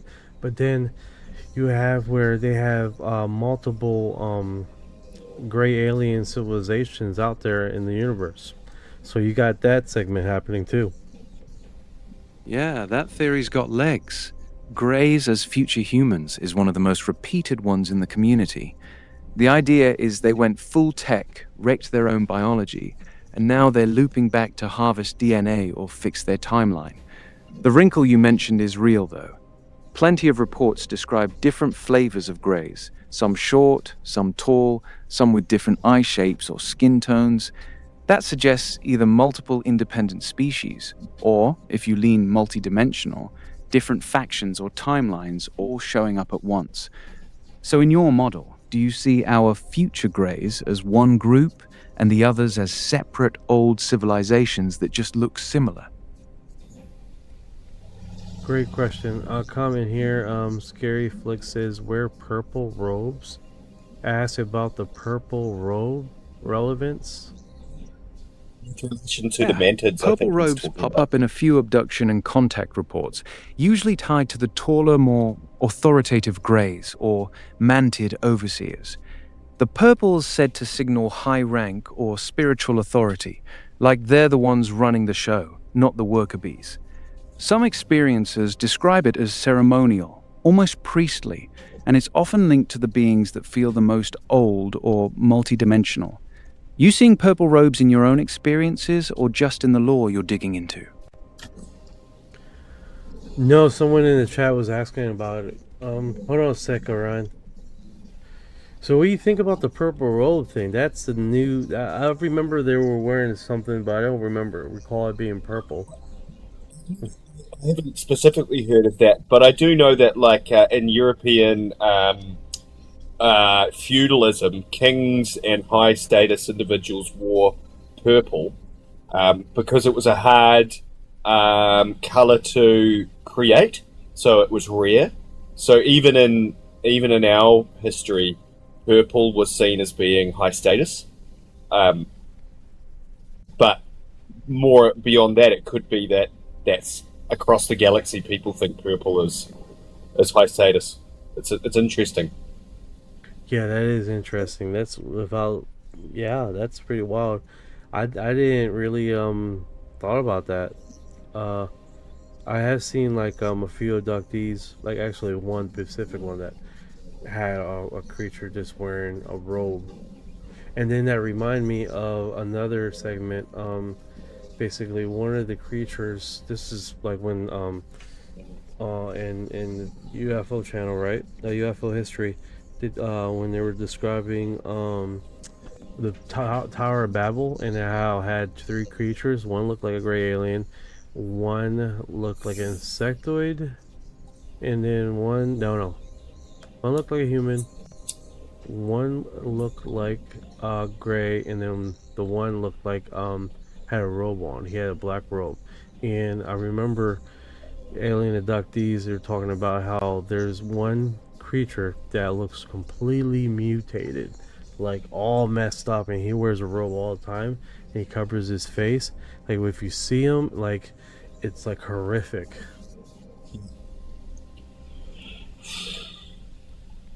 Can you imagine that? Like the whole universe knows you're ugly as fuck, so you wear a robe.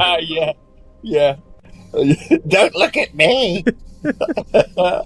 Yeah. Right? Just like, don't worry, I got this robe for your protection.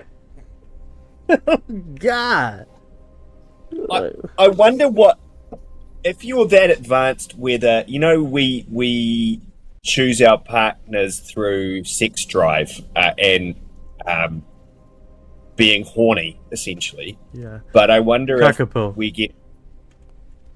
we get far enough, kakapos, they're horny buggers. Yeah. I don't know whether necessarily a sex drive is relevant for evolution or for the next generation to be born. You may do it through artificial intelligence and essentially like coming into a computer, and then the computer goes, "I select this sperm," or something. I don't know. It's hard. It may be that It just announces we're it. really primitive. It just announces it. I love it. Yeah. I don't know. It's hard to know what the reproductive strategy of like a class 2 civilization might be. Whether we're even physical beings at that stage, or whether we had manifested ourselves into the sort of plasma realm or something. You know, how did plasmas fuck? I don't know, but I did see a plasma orb that looks sort of like the other one that we were talking about like last week. The plasma orb. It looked pretty cool. It was in Mexico. Yep. It was pretty gnarly. It looked similar to Blipso's plasma orb. It seems to me like plasma is another form of life in some way. Like, not all of it, maybe, but some of it. I agree. That these things look like jellyfish that have cohabitated in air, and that's why they like to go into the water, and they like to stay up in the clouds. Like, that's their existence. I mean, for crying out loud, the ISS had algae growing at the bottom of the ISS that they had to scrape off. Right. Basically, it was like bacteria that had evolved to be able to withstand the vacuum of space. Yeah. And that's been Or going fungus on, or whatever it is. Yeah. Mushrooms. Like, exactly. It's been going on for way longer than intelligence and life has been around. So I'm sure something out there did precisely that. Where my head's at the moment is I think that there might be an aspect of being a gardener. Like, I like to garden. I like to grow nice plants in my garden. But if I had the universe to play with, I might garden planets and garden ecosystems and race around with my AI, grabbing genes and grabbing species, putting them in my vault, and then finding a new place to propagate them. And Earth might be one of those places that was created. That's why the moon's here in the way that it is. We were propagated, and now we're starting to produce fruit in the form of intelligence. But we're still brutalistic, and we might be a problem. So they have to decide whether or not to rip the plant out or let it grow. Oh, that's a great point. That's a great observation, like a pruning process to get all the aggression out of us. That's why they follow families. To get, if it's a viable DNA, to keep pruning the stock until they got a good, that's what is there, really 8 billion humans? There might be like 50 really interesting humans genetically that provide exactly what they need, and they just grab those. And it might seem weird to us, those particular humans. They might seem like they're not interesting to the rest of us, but to that all-knowing, all-powerful gardener species of aliens, they might be just what they need for their program. No, it could be an old grandma that lives in, Australia or whatever. It could be anyone, couldn't it? It's funny because you said human, but it almost sounds like Cuban. Like they were taking some Cubans. Like Cubans. That's so cool. Well, I mean, South America would be a really unique place because it's had a lot of mixing of different humans for 500 years. So it would be producing unique variations of humans that maybe hadn't ever existed before. So it would be one place to look. Places where there's lots of mixing of different gene pools would be one place that I think would be of interest, like Brazil, like Cuba. Yeah, no, 100% agree with you. Here it is. Here's the one. This was. Look at that. So where was this? This was the video was a UFO sighting recorded January 31st, 2021 in Sando International City, Inca, South Korea. I totally had that wrong. I thought it was Mexico. So you have this. You can see the white lining of the surface, right? Now, people that are not familiar with this phenomenon, they rule it being this, that, and other. But I did actually took a picture of this with my wife, this precisely same thing. And here's the thing, it was open. It had a face, half of a face of a woman. It is wild. Just like how you're looking at my face, it was like that, dude. This half a face of a woman looking straight back at me. And we were like, because I was like, oh, let me zoom in, and then I seen it. I was like, oh my god. So what I need to do is find that footage in my old laptop and see if we can't get that on the stream, because people just won't believe it, dude, because it would look that like unfiltered, man. But I did see a whole bunch of other stuff in those pictures, right? Like I zoom in quite a bit, and I started noticing there's like these, I want to call them gray little creatures. They look like this. I don't know if you can see on the screen, but they sort of look like this, with the pale skin and the black eye thing. And like there was a portion there of the pictures I was taking, and when you zoom in, they look like a lot smaller, like 3 foot tall, and they look like they were looking through the window like that.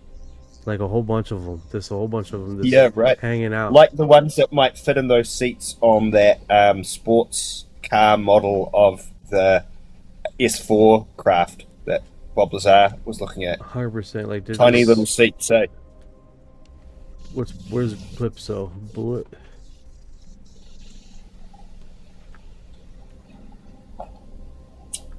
You see, what I probably would like to do is, damn, I'm messing his name all the way the fuck up. Hi, lady.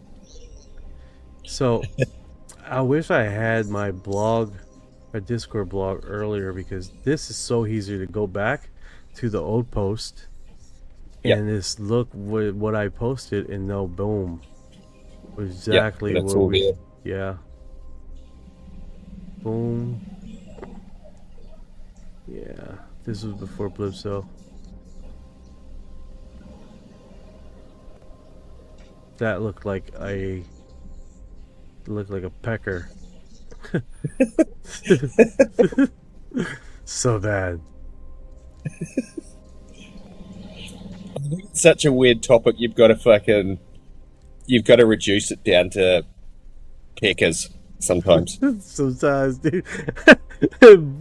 I know, right? It's like, what? What did he say? Yeah, you know. I do that a lot. Yeah. You got to find jokes. Otherwise, you're going to freak out. Well, I mean, guys, we cover a lot of topics, a lot of information, and this post hasn't been on for this one. That's pretty interesting, and we're covering a lot of stuff. Well, there it is. Chips knows. Oh yeah, so we ran this through AI system, and this is real. This is real. Yep. This is about basically It's a real picture. Yeah, real picture. So you gotta, and then we thought like, well, second, here's the thing. They remade this sport model, so I'm pretty sure this is in the studio. They took a picture of it, of the sport model, right? That's why in the AI, this is not an AI generated thing at all. It's because they probably took an actual picture in the hangar. That probably is an S4, isn't it? Yeah. What I can't wrap my head around is what it's made of. You know, he talked about it being like kind of metal or ceramic, but glossy, and matte at the same time. Didn't really reflect light. Just such an odd material. Something from space. Something we don't have a lot of here, or don't use much of it. Kind of a weird metal alloy that we don't really understand the properties of it. Something that can survive like being inside a gravity bubble, but not rip itself apart. For quite some time, what I'm hearing, this is like in the 70s and the 60s. So for quite some time they were mentioning that we had a open trade, galactic trade system apparently, where they were collecting boron. And at the time it was like, boron, why the fuck are they collecting boron? That makes no sense. And then soon you find out that boron is instrumental in high-tech stuff like superconductors and stuff. They use boron gas to super cool shit, don't they? Yeah. And at the time, no one really put that together. It's like, what the hell? And then we're talking about different events, right? Different storylines, right? Like, what's the guy that hacked the Pentagon? Scottish guy, McKinley? No, something like that. Yeah, back in the early 2000s. Yeah, and he talked about how they're talking about a space force or whatever, and seemingly doing a whole bunch of stuff too, and like almost like when he was on American Alchemy, and they were discussing this and explaining some things, right? And he precisely said, "Is like, well, they did seem like they had a trading program or some sort, right?" And they were piecing it together, right? And I was like, "Oh, that's very interesting."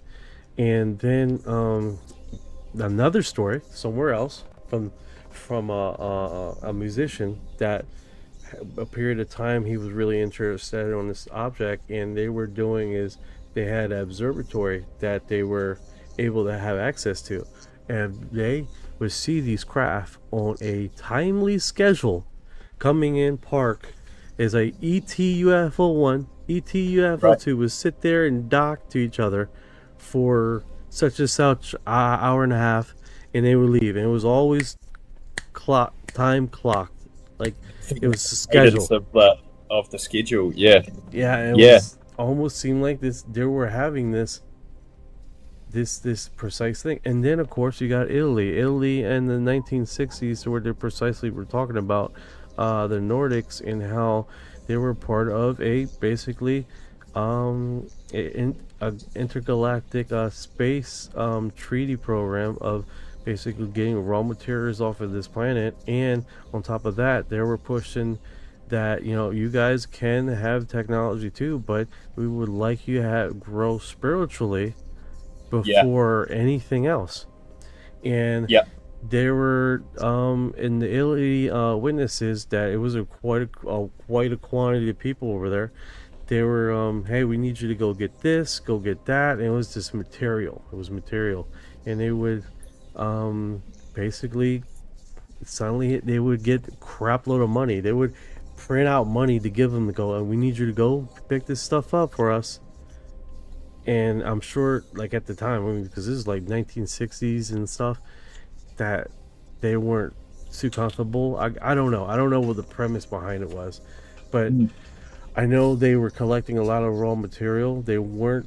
They could get. They could had a crap load of money to spend, but they couldn't get the raw material for some freaking reason. So maybe between that and some government got involved and started doing the collecting and giving and dispersing.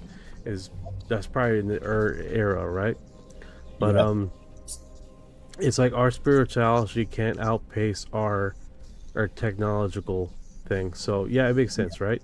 You want to be more in tune with the planet and more in tune with each other, so we have compassion and love for a fellow man, because if we don't, you can do some horrendous stuff to each other, and we have proven that. We may be mavericks, say that we've just sort of stumbled across technology, but we're still super brutalistic and basically gorillas. No, or chimpanzees, you know, but with AI all of a sudden, and that might be freaky for them. You know, you're absolutely right. You're absolutely right. I mean, it's like if that narrative you just mentioned precisely aligns with the African spiritualists that talk about the gray aliens and how they talk about in space. How many times did I post this? Like, what the hell, dude? Post this like 3 times. I'm disgusted with myself. I should pay attention. Might have just triggered. If you might have just done it once and it's spammed it. Fuck, I hate that. I hate when I do stupid crap like that, man. It pisses me off. That's like 3rd time. Gee, okay, I'm moving on. All respect to boomers, because there's some good ones out there, but I don't think the planet's gonna spiritually evolve until after they at least stop running the world. Just the ones that are running it at the moment, Putin, Xi Jinping, Trump, they're all, you know, Netanyahu, they're all old, they're all boomers, and they're all kind of evil in their own way. It's the generations that are coming you up. do have a point You there. It got a narcissistic characteristic along with that generation. Yeah, it just is like that, isn't it? And so, doesn't mean that it's always going to be that way, but it is right now. No, 100%. I mean, they were like the coming of the church and then coming onto the islands of Puerto Rico and different locations. They did horrendous stuff to the natives there, and they justified it underneath this blanket of getting rid of the savages. They kind of represent the old way and that kind of colonial attitude of yesteryear that isn't really where humans are at now. They've still got it in their heads. The world's moved on, but they haven't. They're like dinosaurs.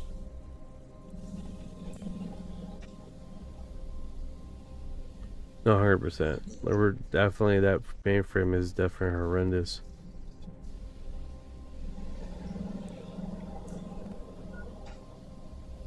Trying to find this guy. Is that the...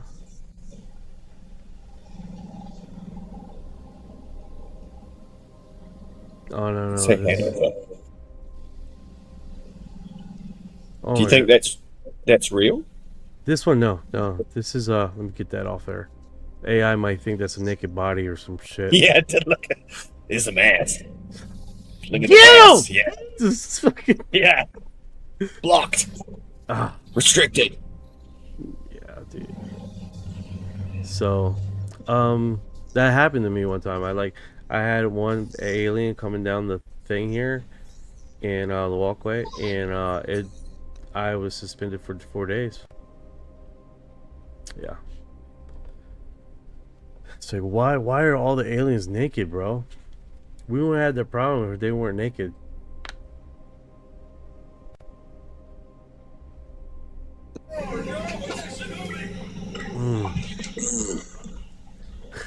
I mean,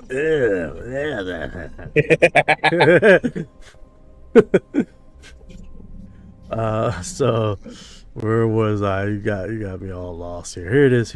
African shaman Krodo Mutwa describes graves. Okay, now this one I'm gonna repost. Look how his face is. Yeah, I haven't seen this. That looks interesting. He's looking at his face. He's like, this guy is crazy. He just has to look like, bro, I'm not gonna say a damn. You tripping, bro? Yeah, that's the look. You tripping, bro? Tripping. But I'm gonna respect you because I don't want to be kicked out the tribe. Yeah. The boot. Yeah, respect your elders. The booty whack tribe.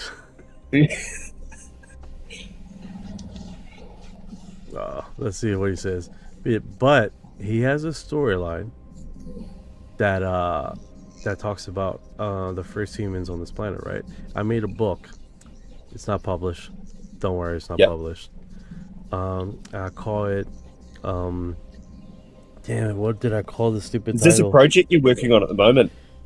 Oh, it was in the past. I put it to the side. It's in a book in my back here. But literally, it was called the damn it, what's the name? What's the small creature that is like ravage and like attacks everything? Is real small. Locust? No. It's a little creature. It's like the Tasmanian devil was not the Tasmanian devil. It's a different type of creature. Not a rabbit. Damn it.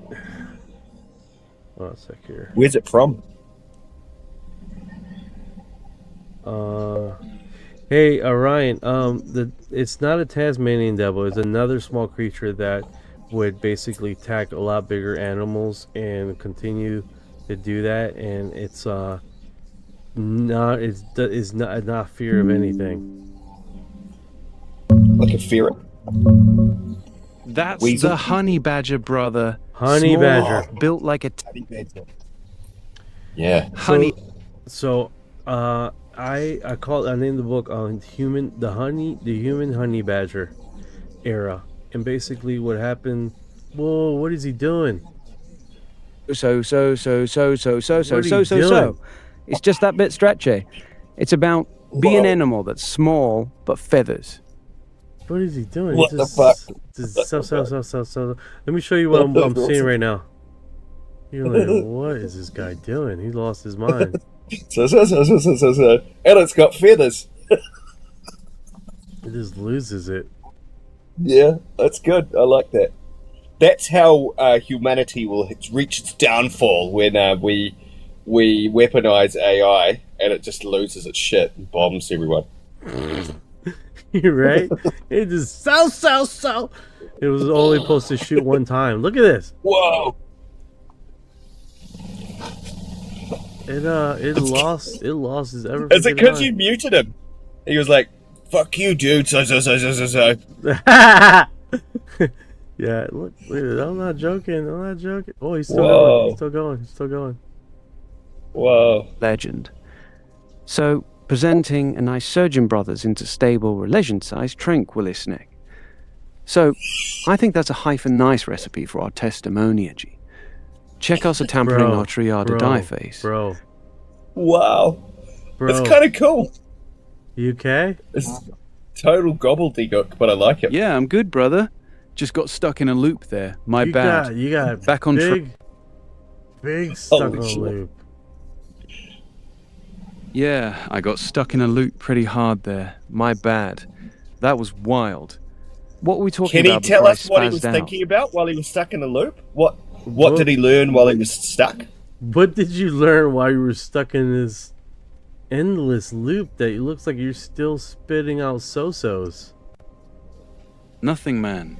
I was straight up glitching. No learning, no deep revelations, just a robot brain doing donuts. That loop felt Wow. like what happens when you hit a bad buffer and it keeps repeating the last thing it was trying to say. Lesson learned. Even AIs can have a bad trip. You ever see a system do that live before? So you had like explosive diarrhea? Yeah. Nah, Verbal more diarrhea. like my brain got stuck on one word and just kept vomiting it out like a broken record. No diarrhea, just... That was So rough. good. Sorry about that. No, you're good, brother. You're good. Thank you, the honey badger. So basically, in the honey badger, what I'm trying to get to before he explode, this, He melted. melted. Yes, he melted. So in the book of the honey badger is basically a human race that basically took out majority of the other galactic federation. They explored the universe and they expanded, right? It was highly intelligent. They were highly aggressive. They were very I had a drawing, right? And their necks were like 3 times bigger than our necks. They were like very stocky individuals. Well, long story short, the universe got together and they fought back against the humans and wiped them out, so they thought. And then the Galactic Federation came together and decided to recreate humanity, because you can't erase a existence completely off the thing, right? You got to make it. You have to make amends, right? So correct it. So they recreated them, the humans, and they made a softer, more toner version of it, almost like the bees from Africa that are super aggressive.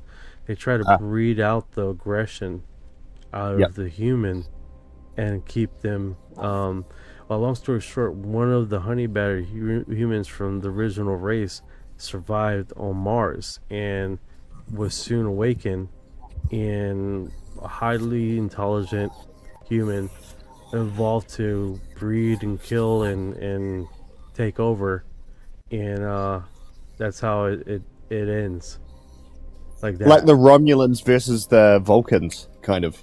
Or Right, gotcha. It's a cool book. yeah. So, but I never published it. I never finished it. It's like supposed to Not be yet, anyway. Not yet.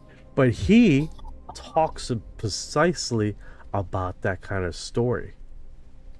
That literally we were controlling everything, and we were beaten back to the Stone Age, to a simpler life, and they were breeding us out of aggression. And what's weird about pruning the garden. Pruning the garden. Pruning the garden out of the aggression. We might need another prune, huh? I don't know whether we're that evolved yet. Like, it might take a few goes. Just reset the biosphere, delete us, and keep 1,000 of us. Let us start again. That could possibly be the rapture, right? Pruning the people and dropping them off a different planet, and continue the growth. And that's the thing, man. That's the thing. People don't realize this, and I've checked this out quite a bit. The spiritual growth of connectivity was supposed to be done by religion, but never did it fluency, right? And that was basically all right. So what happens is when you give a prayer or this energetic energy to someone, and they receive it back, it grows, right? And what's supposed to happen with this energetic energy is supposed to continue to grow, and then as generational happens, it's like Goku, like it's supposed to this energetic energy is supposed to activate a evolutional awareness and evolutional spirituality of our connectability to other humans. But that never happened. It didn't work like that. So people are saying that they're going to try to do that manually with bringing up the earth frequencies to activate that part of us. And what's weird about this is that you see people, tellers, there's a storyline where a guy gets knocked out, and he wakes up in the future, and he speaks about a third eye activation, right? Basically a part of the brain that mutates, right? And people with this mutation would a lot of them die because of the mutation, because they couldn't survive the activation phase of this new humanity, and they will go crazy, right? But the first person that survives this activation was 54 years old, and then soon after that, more and more people survive this spiritual awakening, this enlightenment. And basically what happens after that is people never lose the religion. People stay with the religion, different belief system, and all this is this spiritual awakeness of existence happens, right? Where people are more aware and more connected with each other, and more humane with each other, and more sensitive to other people's needs, and that part of humanity coexists. And religion, and he states that religion never goes away, but he does state this: Jesus never comes back. There's never a return of a Jesus aspect. That doesn't happen. But what does happen is this awareness of connectability influences society in a way where people can't hide hidden agendas anymore. People couldn't literally, the reality of it is that we're so connected that you can feel deceit in a person. So what happens is the status of government falls away. What happens is they had to restructure government to coexist this type of awareness, because politicians couldn't get away with certain things because it was just open-ended. You can see it, and then people start voting a different way because of this connectability, right? And what happens is that government become these community sectors with like 5 people leading infrastructure development and things like that, but not an oligarch or a presidential status anymore, which was really remarkable. Because what's funny about that is, getting off of this, you have another story of a prophet talking precisely that after the era of America, there's going to be an era of China. After the era of China, there's going to be an era of India, It's going to be basically controlling a lot of things. And they talk about a type of governments that is governed by five individuals that were selected in their own communities that would basically be guarding, like basically just people to monitor the system, right? And not necessarily control the system.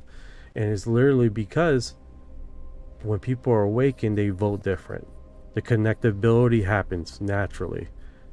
And people see that as basically end of civilization. It's not. It's the end. It's the dawning of a new one, isn't it? Of a new way of existing. Correct. Collaborative, humble, connected, conscious, spiritual. Yeah, it sounds better than the politics of today, where it's all about deceit and getting your vote, fear, and bullshitting your way into government, and then realizing you can't change anything, and then just pushing it down the road for the next people to have to deal with. No one ever really deals with anything anymore. There you go. And that's going to happen naturally when people become this connectability. And the weird thing is believe it or not, they did a study. I can't remember how the study goes, but the people that were in these military wars and stuff like that, the platoons that would regularly hug and find commune with each other became connected, emotional connected, where if someone senses something bad, the group felt it at the same time. Yep.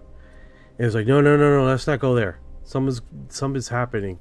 The whole group would feel it because it was intuitive sensation. And I think this intuitive was always around us in prehistoric times when we were more connected to survival and trying to survive. Before language. Yeah. No. How did we used to communicate, eh? Yeah. Yeah. Yeah. So getting back in touch with our senses in a way that isn't quite so linearly verbal, more telepathic. No, 100%. And I think that's our survival is going to be just that. Our survival is going to be our intuitive ability to connect to each other and love each other, and make sure that our existence, literally, if this is true, this guy talking about how the race was eliminated because of our aggression, then it makes a lot of sense that the Galactic Federation is so very concerned about our technological advancements and what we've done in the past happening again. So they're very fearful that if we don't spiritually evolve as our technology evolves, that they might do a pruning process in which precisely what you were stating. That's some deep thought. Because I feel like we need a prune. I don't want us to have to be pruned. I want us to evolve, but it doesn't seem like at the moment we're going in the right direction. We might pull it around. I hope we do. I think that's the reason for the world prayer or the world ceremonies they're doing, where they get tens of thousands of people cut together to elevate the spiritual segments. Speaking about that, David Wilcox was doing precisely that and was discussing precisely that, having these prayer events where you're bringing up the spiritual, and people could argue, it was like, well, could it be possible that that's why he got eliminated? Yeah. You know? Yeah, it could very well be. That's very interesting. Yeah, I tend to agree with that line of reasoning completely. Yeah, it's pretty wild, dude. It's like humanity has survived this long, but we need a new type of thought to get us to the next level. Yeah. Yeah. Capitalism and democracy has led us this far and arguably raised a whole lot of people out of poverty, but it's kind of run its course, hasn't it? This part he talks about the genitals. This is kind of funny. Let me just see if we can hear him. He's on mute. Looked exactly like this. These creatures looked exactly like this. They are the type of alien creature that has been known and feared throughout Africa for generations. Wow. This creature is about 3 feet tall. It looks for all the world like a child who is on the last stages of dying of malnutrition. It looks exactly like this. And that's a wild description, right? Yeah, it is. Fucking... He's not wrong. They do look emaciated. It's just all skin and bones, aren't they? There's no muscle to them. Yeah, you're right. I agree. And it has a strange smell, which once you smell it, you shall never forget it. This creature is known by the Zulu-speaking people of South Africa. This is the part where you're like, really? As a Mantindane. Yeah.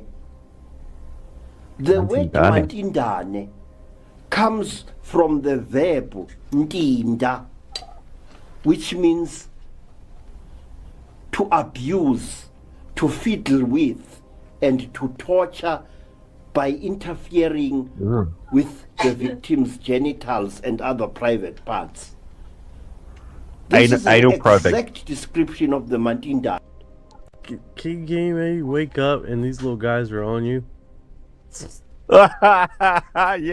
Oh, and they smell. I want your... Give me your semen. I need your semen. Yeah. Before it's too late, you're already just... No, God. Yeah. And then they take off, Yeah. Yeah. Oh my God. I'd never want that to happen ever again. It's look, I didn't realize that like African culture had words for alien greys. That almost lends more weight to the idea of their existing. If over time other cultures have developed words for these exact same things, the fiddling aliens. The fiddling aliens, yeah. And there's apparently there's a tribe here that the reason why they got their private parts taped up. And it does exactly that. For hundreds of years, even mighty nations such as the Zulus, even powerful warrior nations such as the Botswanas and Xhosas lived in mortal fear of these creatures. Yeah, this one is let me go here. He's cool. I like that guy. Shaman Credo. I like that dude as well. At the start, it's like, what the fuck? He's going to talk about the fiddling aliens now. Oh yeah. He knew what was happening, dude. He knew it was coming. Yeah. Like, oh boy. Here we go again. This guy non-stop with the fiddling aliens. Yeah. It's just non-stop. Yeah. This is like the 5th time today. Fuck. Yeah. Yeah. Holy moly. Right? Can you imagine? Can you imagine? He's the soman, whatever he is, the shaman, and you gotta cook breakfast for him, and he's there. You're eating with him, right? And he's like, "Yeah, I had a vision of the fiddling." He's like, "Fuck." Here, Dad, just have a coffee. Yeah. Like crying out loud. This guy with it's like the 100th time. Oh man. Yeah. Where did you discover that? That's an interesting bit of Oh, this YouTubeology. is way back in the day. Trying to think. It was one of let me see if I got him in the old post. You see? Wait, hold on. Is there more? Is that just this guy? This guy. Why are you grey? It's like the funniest meme on friggin' Yes. Why are you grey? Why are you grey? Why are you grey? That is by far. Then you got the guy. They got the beardies. Yeah. Hey. These. Hey. Get over here. Yeah. Yeah. Fuck you. Yeah. Countless.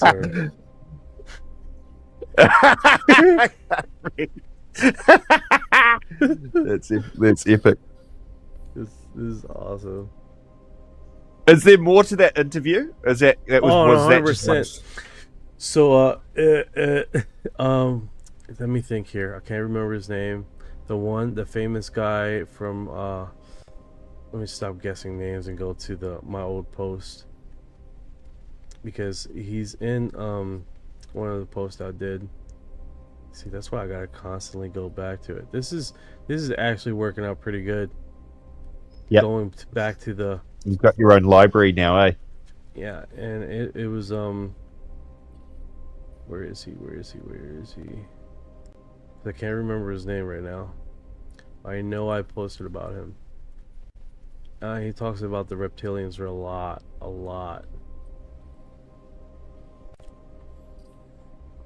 Talks about the reptilians all the time. He's really famous.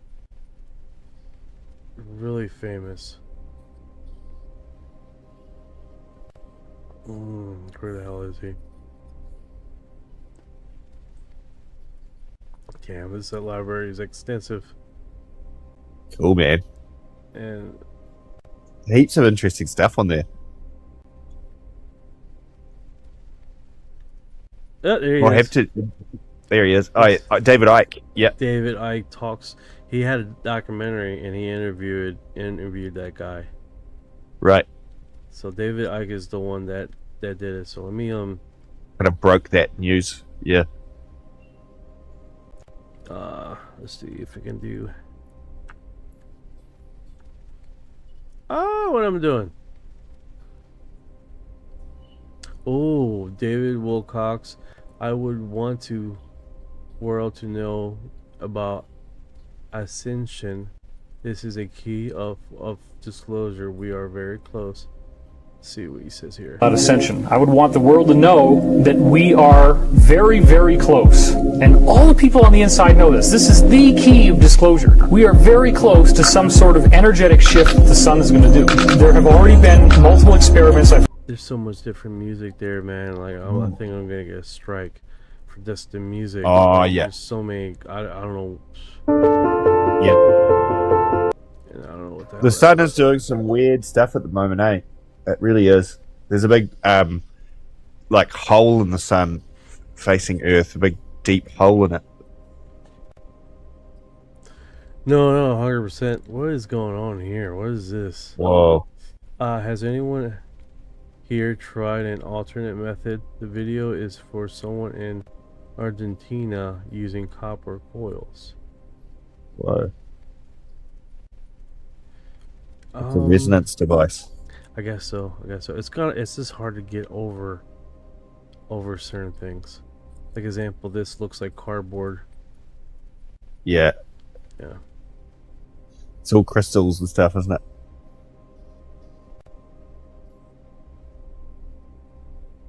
No, 100%. Alright, so we were doing African shaman. Yeah.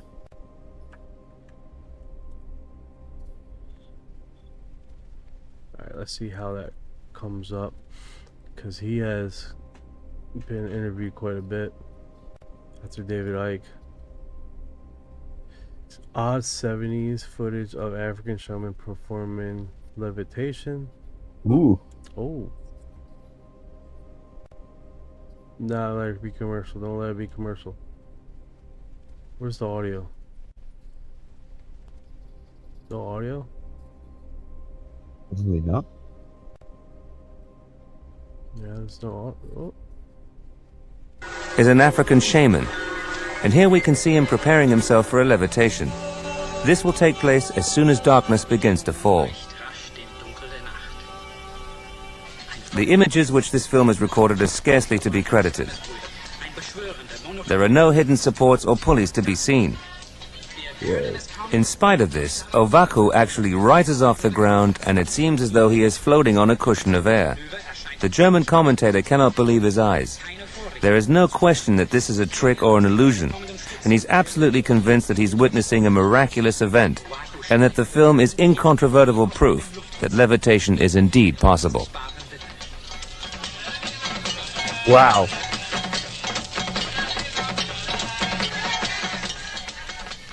A second cameraman can now be seen hurrying to the side so that he can get close-up pictures of the fascinating event. Could it be that there are in fact invisible fields of force which this shaman is able to take advantage of? That's the crappiest side view I've ever seen in my life. Yeah, that's just the shaman. Just enough to keep the projectile out of his butt. Like, yeah. It kind of looks like he was dangling. Yeah. From. Yeah. Yeah. Oh God. It's Yeah. fucking dangling there, trying to keep his balance on something he's sitting on. The 70s must have been wild, for that stuff. Just 100%. jiggery pokery. 100%. I'd like to see someone try to replicate it, though. I mean, if that guy His can breathing do it, has become a new. No, You know? 100%, dude. 100%. You got like, it looks wild. Don't get me wrong. It looks wild. Yeah. But what killed me was he can't see the back of him. Yeah. He did that. He looked across. This is very stiff right here. I wouldn't go calling it irrefutable proof like they were saying. Still cropped out. Yeah. And it looks like, it looks like he's sitting on something on his butt or something. It does a bit, doesn't it? Yeah. It's like, dude, and it zoom had to out. happen at night when you can't really see what's going on. Yeah. So he's obviously sitting on something.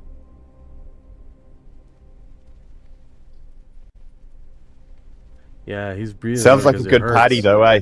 Imagine having a few drinks and then hey, dude starts levitating. Whoa! He just takes it. He takes it. This man horrendous. Oh my goodness. Yeah. What an African shaman sees in mental hospital. Ooh. I like the old time YouTube videos, the ones Yeah. that people have given up on the channel and have no commercials on it. Yeah. That's the ones. You get some sweet stuff. Yeah. With the other world having its way of dialing your number, as if somehow inside of you have a phone system that only the other world can dial. When it is dialed, you feel like shit. And as long as you don't pick up the phone, you're in hell. Then you run around like a crazy person. This society labeled you crazy. You wound up being institutionalized or at least chemicalized, all of that in the interest of shutting down the phone that can't stop ringing. And so what happened in the end? What happened in the end is that you become completely lobotomized by a culture that doesn't know what really the hell is going on with you. No, I agree. Definitely, that's exactly what's been going on. They take everything from you. You just get numb. 100%. I mean, you got the 7-day Adventists. They restrict so many things, like even dancing, because they believe that it was a rhythmic, occultist dancing that is connected to bad stuff. And it's like, now you got people around here with no rhythm at all. Yeah. You know, Yeah. basically culture snatchers. Yeah, man, I don't know where the hell. Like, I made a post of his video a while back. It's a cool sculpture. Man, they got. I'm gonna have to start checking out Reddit. There's some good stuff on there. Oh yeah. Here he is. Crudo Sweet. Mutwa. Nice work. Someone talks about. Keep his name there. Yeah.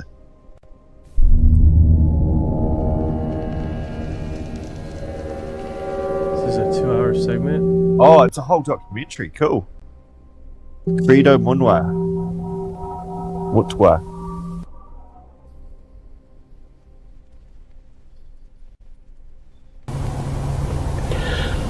The wise men and the wise women of our people believed that ours was not the only world in which intelligent creatures are to be found. Ours was not the only world in which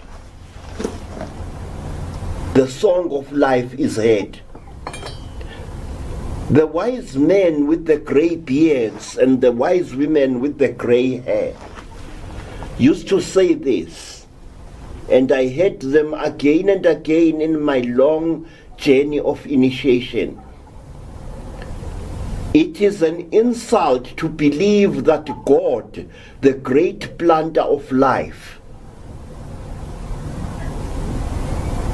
only planted life upon this, our shabby little world.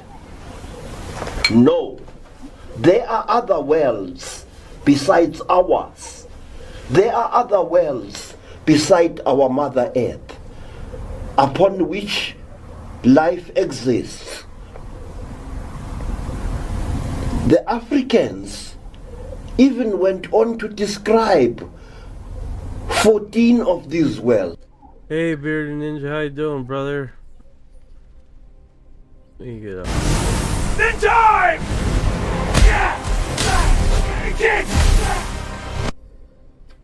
Wow, that's a cool one. Yeah, that's pretty cool. That was like one of the first ones.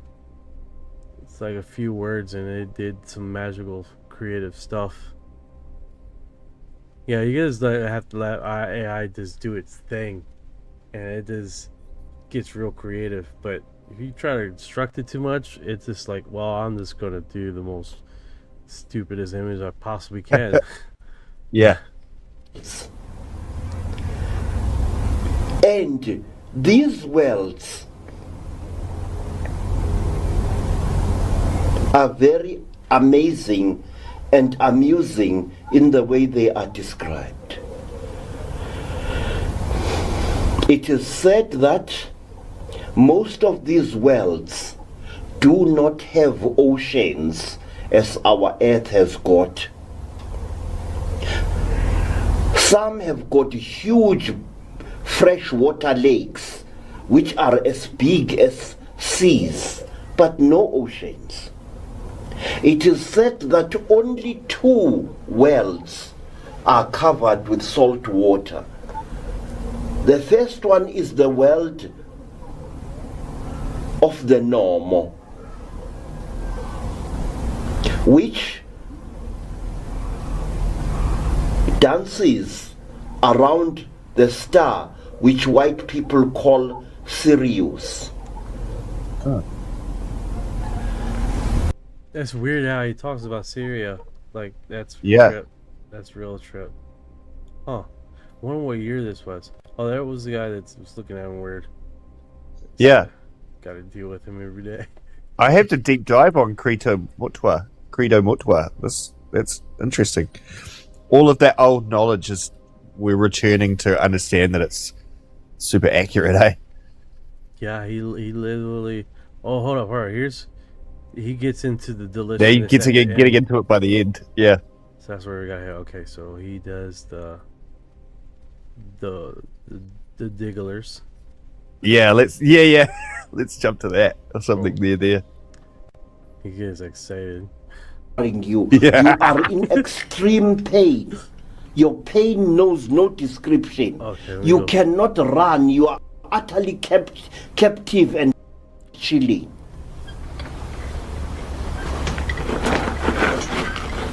That's pretty cool that he has the cosmic cross on the wall there.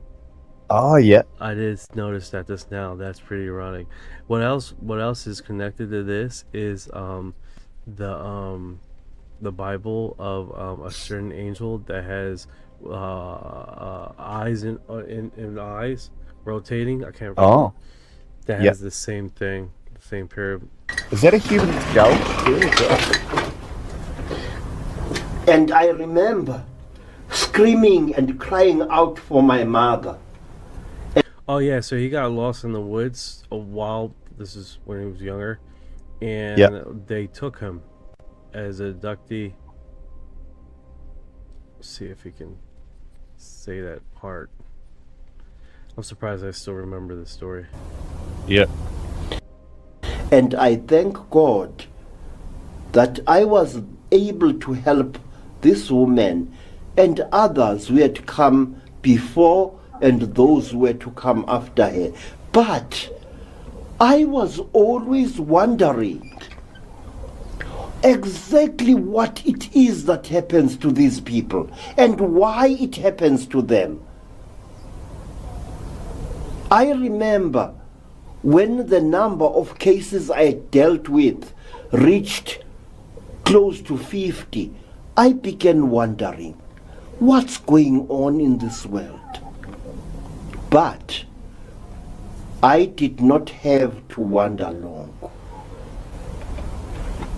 I went to Rhodesia, as it was then called, in the year of our Lord, 1958. I stayed there until the end of 1959. And early in 1959, I went with a relative of mine, relative because his brother had married my sister. We went to the Inyangani Mountains, a range of mountains to land all around me. For a few amazed moments, I looked at the landscape through this strange, shimmering blue haze. And what happened afterwards, I do not know. I regained consciousness to find myself lying upon what looked like a metal working table, a smooth table of grayish silvery metal, of the type that he's describing exactly what these abductees. It's wild how far back this story is.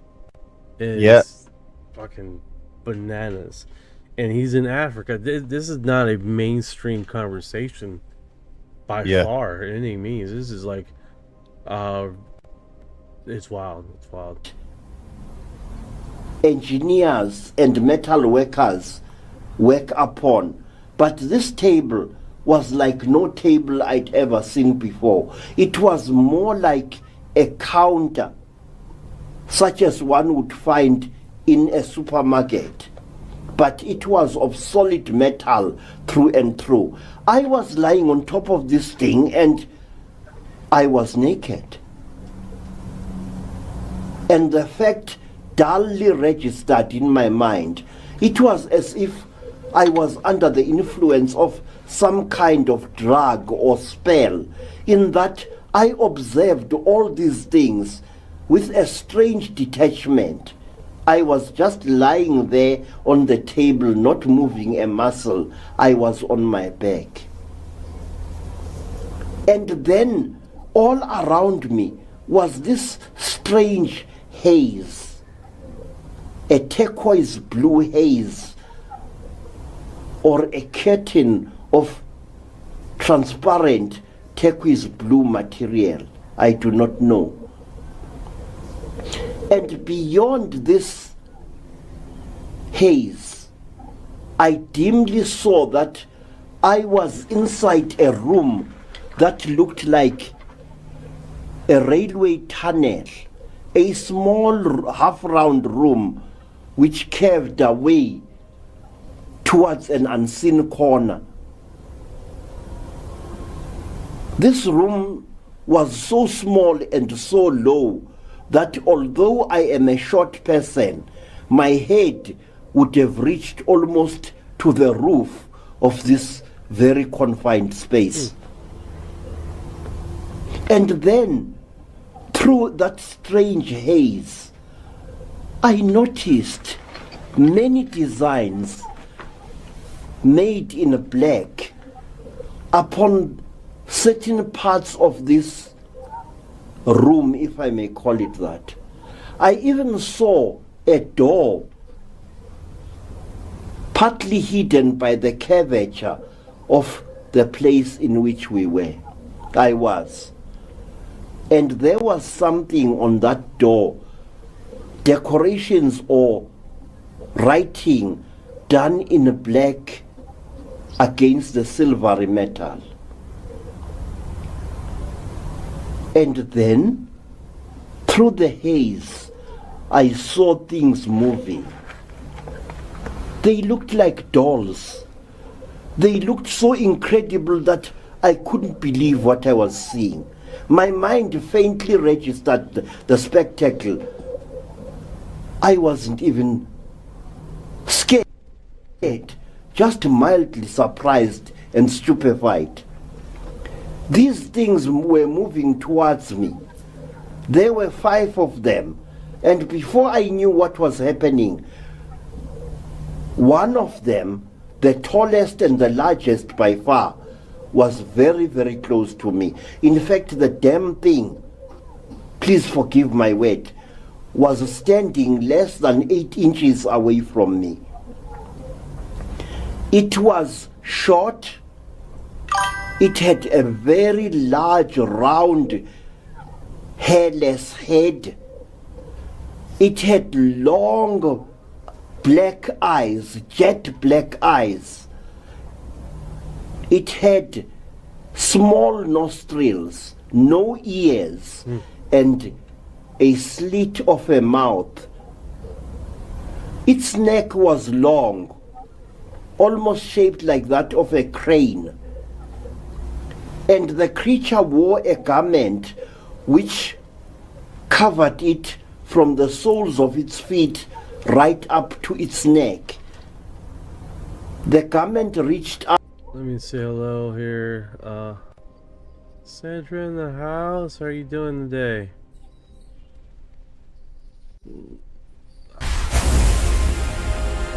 Sandra has arrived. That's another very cool one. Yeah, that's really cool. We're talking about the African shaman here, how his abductee situation with the aliens and all is really characteristic of current abductees now, and how they basically this story collaborates. He's a great speaker, isn't he? Like, you're kind of hanging off every word he's saying. He's just such a good speaker. Yeah, he's really good. Really good. No, Cali, Catherine. Yeah, this is not this on top of. He was like 1959. Yeah, in Zimbabwe. It's fucking unbelievable that the story's so closely. And then he has I don't know if he made the drawings or someone else did by description, but let's see the depictions that he has here. Let's see here. 52 says this is out of focus like my dude. Geomax says I think the grays are human. Yeah, I read that already. All right. They were smoking Blue Dream Laugh out loud. It's out of focus because it's an old recording before digital cameras and stuff. I think it's probably from the 90s. Do you think? Yeah, it's definitely old stuff. Yeah. Between, what is it? BWB, I hate thingies. Between did some digging on the book you mentioned from this morning. Oh, the one that I posted, 3-body problem? Yes.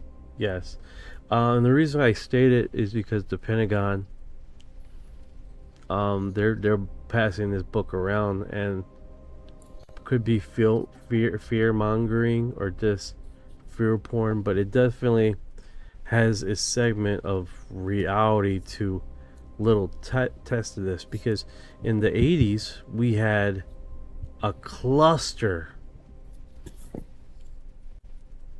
rumors, a cluster of the same paramount, everybody on the breaking energy technology thing, and then we had a cluster of people being killed, almost seemingly mirroring what is happening now.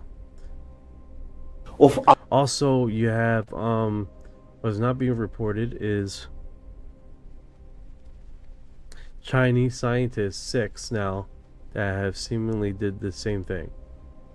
I haven't reported that because I just found out today about it, so I gotta look into it, because that will be another segue on these 6 scientists that have died in the same kind of random circumstances of events. Scientists. Yes, it's rumors all over the Capitol, 100%. Apology. I think he's going to show the images now. To me, they didn't. Yeah, they didn't apologize for what they did to him. They just went up. And then after that, he says his sexual orientation is different after that event. Yeah. About whatever they were doing. There's the face! He's gonna show him. Yeah, what the fuck? He's gonna show him. He's gonna tell us. Oh, God. Here we go! Fuck! Here we go. Oh, shit.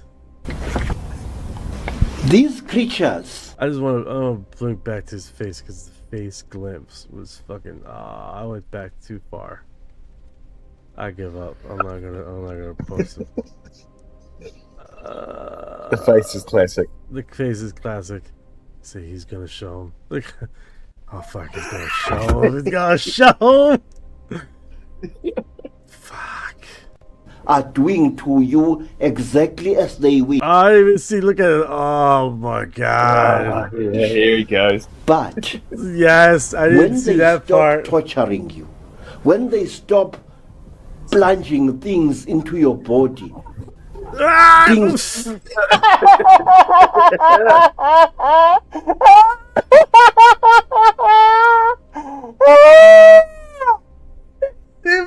His face, he was like, fuck. Oh, I didn't see that cut. Oh, that killed me. That you don't even understand. Many times I wanted the creatures to tell me what they were torturing me for. What had I done? But they did not even say a word. They did not even make a single recognizable gesture of apology to me. They didn't. Damn, that has to be fucking horrendous, dude. Yeah, absolutely horrendous. Yeah, terrifying. You'd never dude. have it, would you? Like, there is trauma to this shit. People think it's made up. It's traumatic as fuck, isn't it? Oh, bro. Like, I can't even imagine. I can't even imagine, dude. They just went about what pays a lot of attention to saying that he didn't even he felt like he was drugged, like he felt like he was kind of chill with it, even though looking back on it, he's horrified by it. Oh, I bet. Like the creatures just doing their thing, and Yeah. And he's this. And he's just proto- like, yeah. What they were doing. These creatures looked exactly like this. They are the type of alien creature that has been known and feared throughout Africa for generations. This creature is about 3 feet tall. It looks for all the world like a child who is on the last stages of dying of malnutrition. It looks exactly like this. And it has a strange smell, which once you smell it, you shall never forget it. This creature is known by the Zulu-speaking people of South Africa as a mantindane. The word mantindane comes from the... Before he says it, Mati Dame sounds like Madita Sea. Like, damn. I wonder what the smell he's talking about. Like, did it smell like sulfur? Yup, sulfur. Oh, for real? Pungent. Yeah. Pungent, yeah. That's what he says? Yep. Ooh, you know what else smells like sulfur in, you know, mythology, or we'll get to that later. Oh God, man, that face, like, that is like the stuff of my nightmares. Like I can't even tell you, man. Oh, 100%. Ugh. People have Oh, jeez. horrendous nightmares. Oh my Night God. night terrors. Yeah, just. Oof. Anyway. Verb ndinda, which means to abuse, to fiddle with, and to torture by interfering with the victim. This guy has a smile. I don't appreciate that. I was about to say the same thing. I'm like, why is he smiling? This motherfucker. This, I don't appreciate that smile. It's like a mischievous smile too. Private parts. Whoa. This is an exact description of the Mantindan. It does exactly that. For hundreds of years, even mighty nations such as the Zulus, even powerful warrior nations such as the Botswanas and Xhosas lived in mortal fear of these creatures. Whenever a Zulu army went out on the warpath, Zulu warriors used to wear a strange cup-like device over their private parts under their loinskins. This cup-like device was very dangerous to a warrior in the heat of battle because it sometimes could get undone and get between the warrior's thighs, and cause him to stumble and fall, and so to get killed by the enemy. But the Zulus were so afraid of having their semen stolen by the Mantindan that they found this. The collecting of the semen thing. That's... Wait, so... I'm sorry, go ahead. So what he's saying is warrior, back in the day, warriors would go out to battle and they would wear essentially a cup. As we know it today, it was obviously made out of tin, and they would stumble and accidentally unalive themselves with, due to the artery down there. Is that what he's saying? Yeah, so, you know what, let's do this. Let me see if I can't find a imaging of what he's saying here. Because the Zulu tribe is pretty well known. Yeah, this is the first time ever hearing of this. This is crazy. Or they have Zulu people. And I'm assuming this tribe is still well and alive today. Yeah.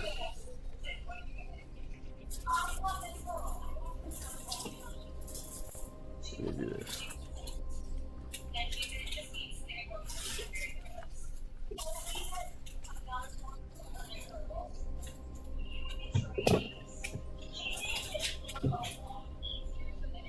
I also find it interesting that Oh, obviously they've all talked about it as a tribe, so much to the point where they made cups when they went into battle, I'm assuming at nighttime, and they didn't want their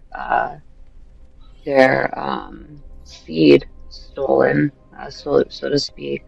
So that would lead me to believe that a lot of abductees come back with really little to no memory, and if they do, it comes back maybe in dreams or little by little. It seems like this particular tribe, or I don't know, maybe some adoptees just do remember and they're just too embarrassed to admit. I really don't know. But it sounds like these guys have a pretty good recollection of what was going on up there to them and what they were after. So I find that really interesting. yeah, it's definitely gives a perspective there that most people haven't noticed in this subject. It's pretty wild. Yeah. And being so early in this segment of UFO abductee information, being one of the precursors of a lot of this stuff, it's pretty wild. It's all the whole thing. The whole premise is wild. Type of inconvenience acceptable. Oh, it's like it froze there. Rather than that, they should face the trauma. Wonder if that is mine.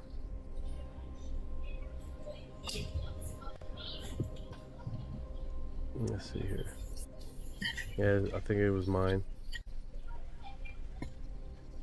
No, it's not good. No, you don't have to replay it. I understood what he was saying. I was just like that. I was just commenting like that's crazy. Or are you trying to find a picture of this thing? Oh no, it just froze. That's all. Things done to them by these beings. There is a huge tradition involving the Mandinda, the tormentors of the human race. But let me tell you this. Mandindanes are so real that you actually can eat one. And Zulus sometimes crack a joke. When you have done a Zulu a very great favor, the Zulu will sometimes say to you, my friend, I don't know how to thank you. I should rather slaughter a Mandindane in your honor. Now, that strange statement hides an actual practice which is still being carried on in many parts of Southern Africa today. If a Sangoma finds a dead Mandindane in the bush, that Sangoma must invite his or her closest friends to a ritual feast on the dried flesh of this little monstrosity. And people who have eaten the flesh of a Mandindane become inseparable friends afterwards. The creature's flesh is utterly I bet you it tastes horrendous. If they smell like sulfur. tasteless. So they're saying that like if they find them or if they capture them and kill them, they eat them. Yeah, with a feast. Bring a whole bunch of people. That doesn't sound very appetizing. It's for all the world like Sounds like a diarrhea party to me. I know, right? You're Dude? so bad. No, you're so bad. Hey guys, if you guys are on Spotify, you're listening right now. I got two guests on here, UFO Chippies and Cali, Catherine. Mm-hmm. And we're just enjoying the live here on Friday's Open Live. We're listening to Credo Mutuwa, African shaman from ancient alien species. So he's just been going down. Well, you guys been here in the segment, so you guys know. So like soft cardboard to which a little salt has been added. And if you have ingested the creature's flesh, then you must prepare yourself for explosive diarrhea. fucking. Okay, I'm sorry. I'm sorry. Indian food wrapped in a diaper. Oh man. Oh, what's that? Let's see what he says here.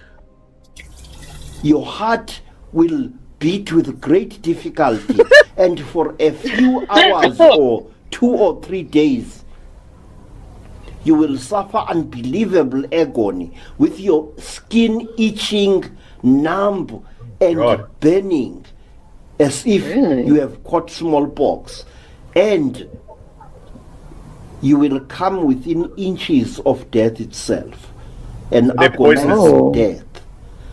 Jesus, dude. Interesting. Now, is he being facetious, or do you think he's being for real? I think he's being realistic. He's just telling the myth or the stories of his people. Yeah. Yeah, that's horrendous. So that means that possibly their blood is acidic, maybe, which would go into, I guess, whatever their lymphatic system is, the meat. So that's very interesting. I mean, it kind of makes sense. Like, if that's how they eat it, through their skin, and they're eating their skin that gets all this rotten food. I mean, God knows what kind of bacteria is on there. True. After that, you will be overcome by an unbelievable ecstasy. An ecstasy that no words of mine can describe. Oh, I bet you're hallucinating. You're like close to death. Yeah, endorphins, DMT's releasing. Interesting.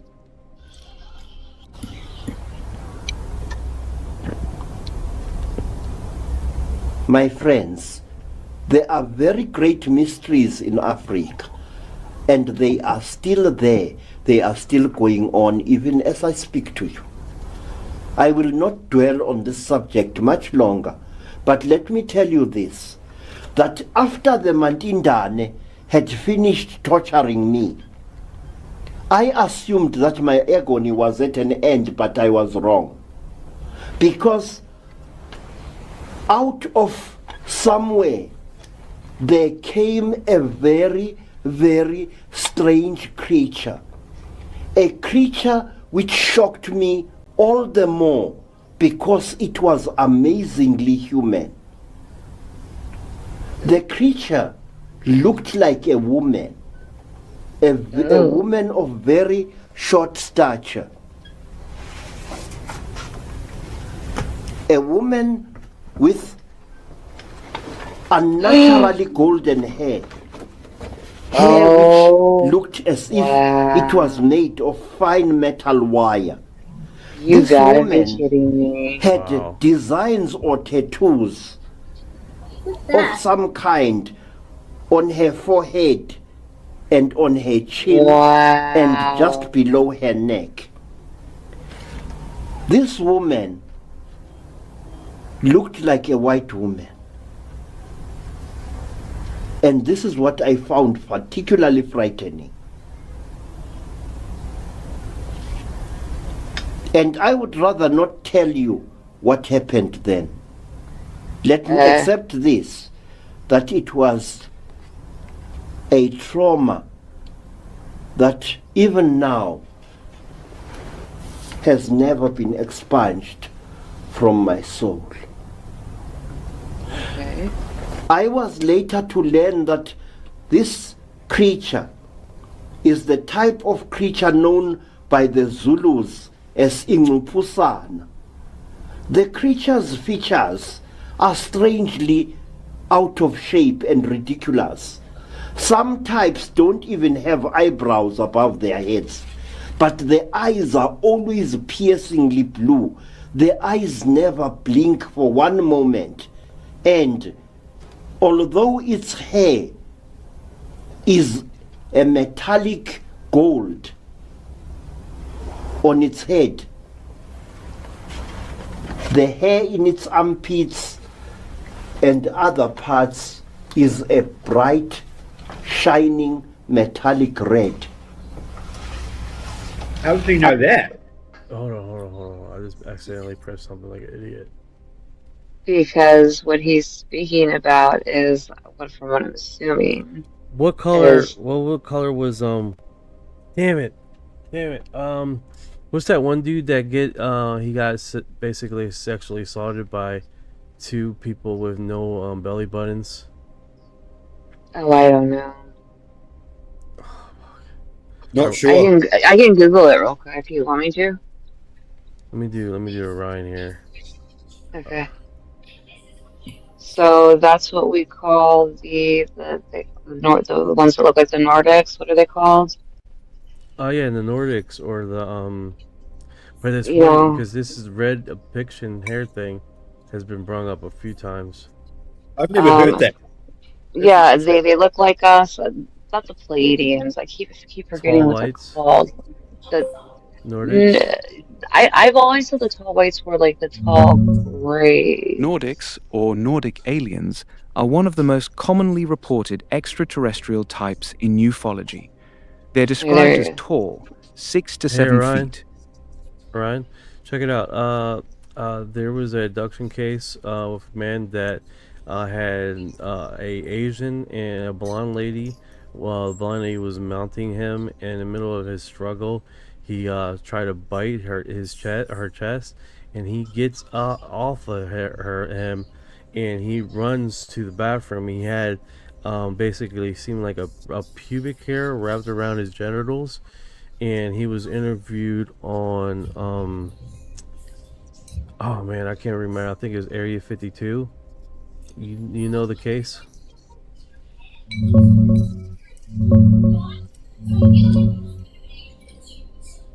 Yeah, that's Peter Corey's 1992 case from Sydney, Australia.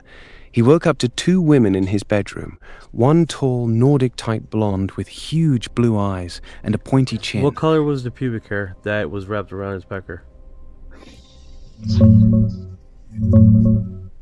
Blonde.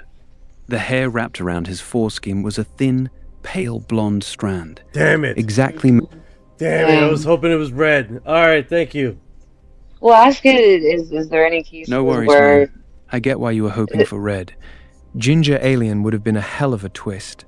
Still one of the wildest pieces of physics. Say what? Are there any like reports of variations of the pubic hair on these Nordics? No big deal. Great point. Throughout alien abductions, I know, is there different variations of colors? I know there's another abductee with a woman with red hair, short stature, with big eyes, and it was a lot later version of it in the 70s or the 80s before this event took place. I believe her hair was red too. It was from a farmer.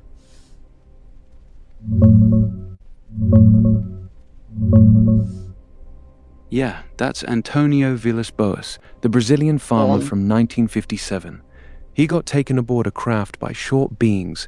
Then this naked woman shows up, platinum blonde hair, but bright red underarm and pubic hair, big blue cat-like eyes, pointy chin. She basically seduces him. They have sex, and she rubs her belly like she's saying she's going to have his kid up in space. That's the red hair you're thinking of. Exactly the detail that makes the case stick out. Way earlier than Peter's, and it's the classic early sexual abduction story. Different from the tall Nordics, but the red pubic hair matches what you were hoping for. Okay, and then remember the guy said that the woman that he described was short, remember? Was the in the, in the 1957 case, was the woman short?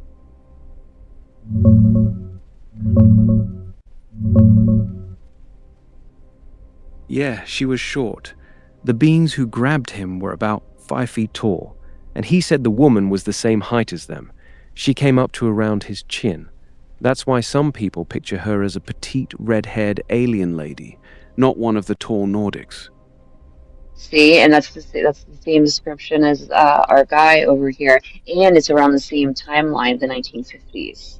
Oh wow. Here we go. Now Sorry, we I'm know really good at putting puzzle pieces Yeah, together. now we know what the redhead looked like. Short, red pubic hair, big blue eyes, platinum blonde on top. That's the classic Villiers-Boas description from 57. Makes you wonder if the red hair's some kind of marker for a different group than the tall blondes. Got any other Absolutely. cases bouncing around in your head? No, exactly that's the premise of it. Credo Mutwa African shaman describes the same red pubic hair, blonde hair woman. And in the armpits too, and height. In height and everything. Also, what is it called? What was the aliens associated with that blonde hair, blue eye, red pubic hair interaction? Was it with Greys, or what aliens were associated with that craft?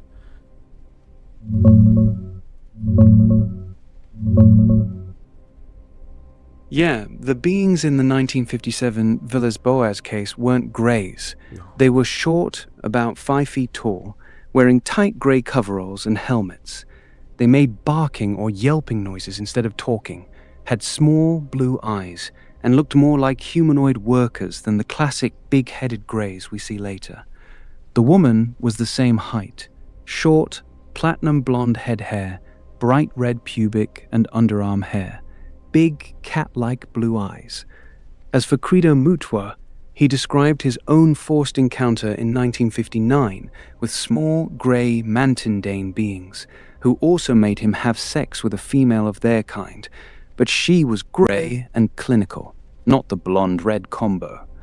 The matching red hair detail you heard might be from a different story he told, but the classic one is Villiers-Boas. Are there any more stories similar to the short blondes with the red pubic hair, aggressive sexual nature, and of course the red armpit hair? Is Any more? there same cases with that same paradigm, with the red hair, blonde, short, blue eye women in sexual encounters? Aggressiveness. Aggressive. Gotta add the aggressiveness. Jeez. No, there aren't any other well-known cases that match that exact combo. Short stature, platinum blonde head hair, bright red pubic hair, blue eyes, and an aggressive or forced sexual encounter. Villiers-Boas in 57 is the only famous one that hits all those details dead on. People sometimes mix up Credo's story because he also talked about being forced to have sex with a female entity, but in his case, the being was grey, clinical, and unpleasant, not blonde or red-haired.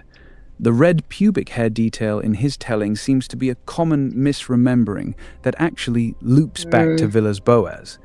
It's basically a one-off archetype from that single Brazilian farmer case. Everything else either has tall Nordics with all blonde hair, greys, or different combos. Well, it's not a one-off because we're listening to a second account. Yeah, we got a second account here with the Mutwa African shaman stating the same thing.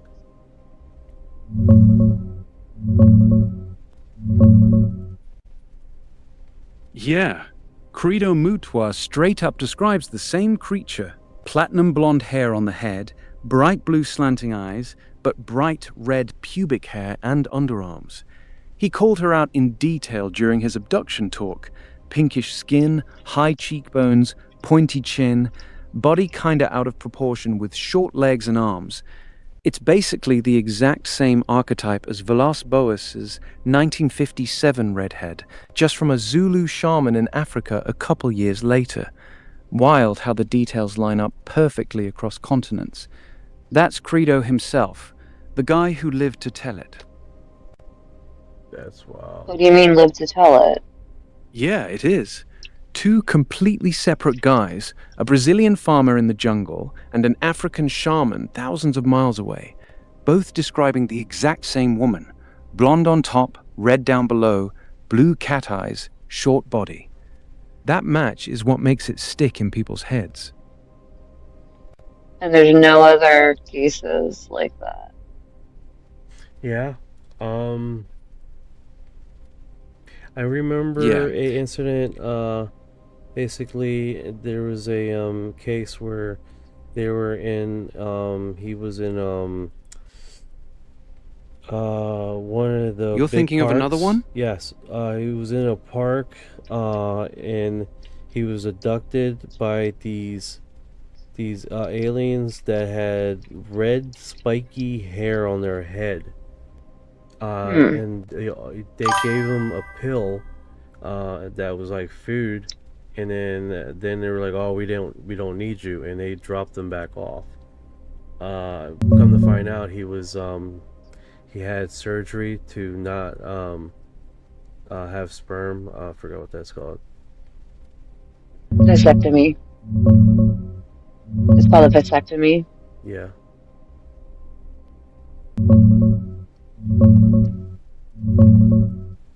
That's Carl Higdon's 1974 case. He was hunting elk in Medicine Bow National Forest, Wyoming, when he ran into this 6-foot alien with spiky, coarse, bristle-like hair on its head. Yeah, it matches what you said about red, spiky hair.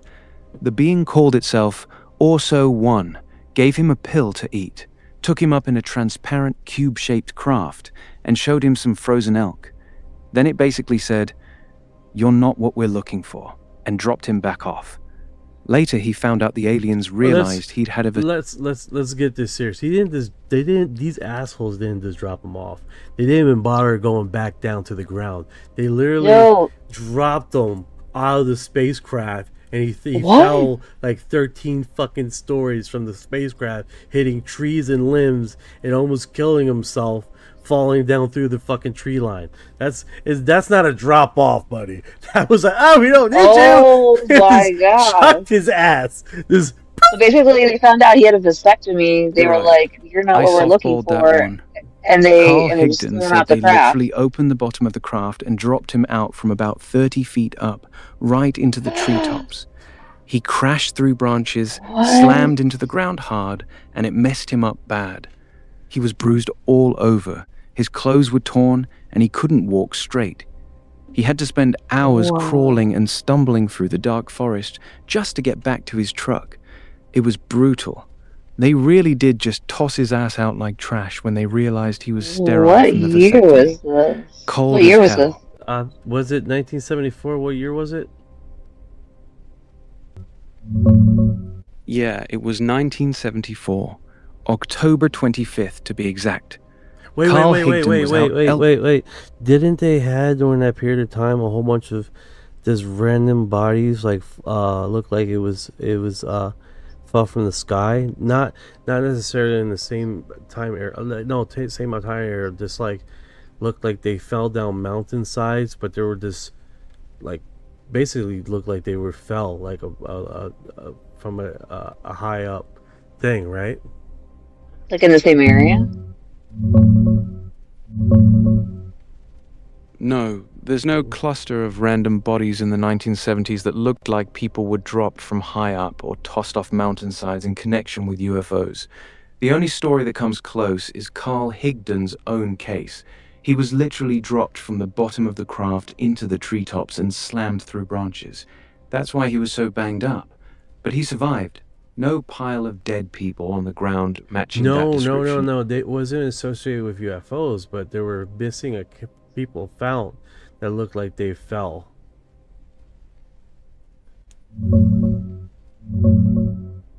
Nah, I dug around. There's no cluster. All right.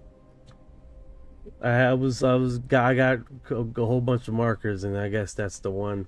Well, I swear it was basically missing persons reports in those parks that they looked like they fell off the side of mountainsides.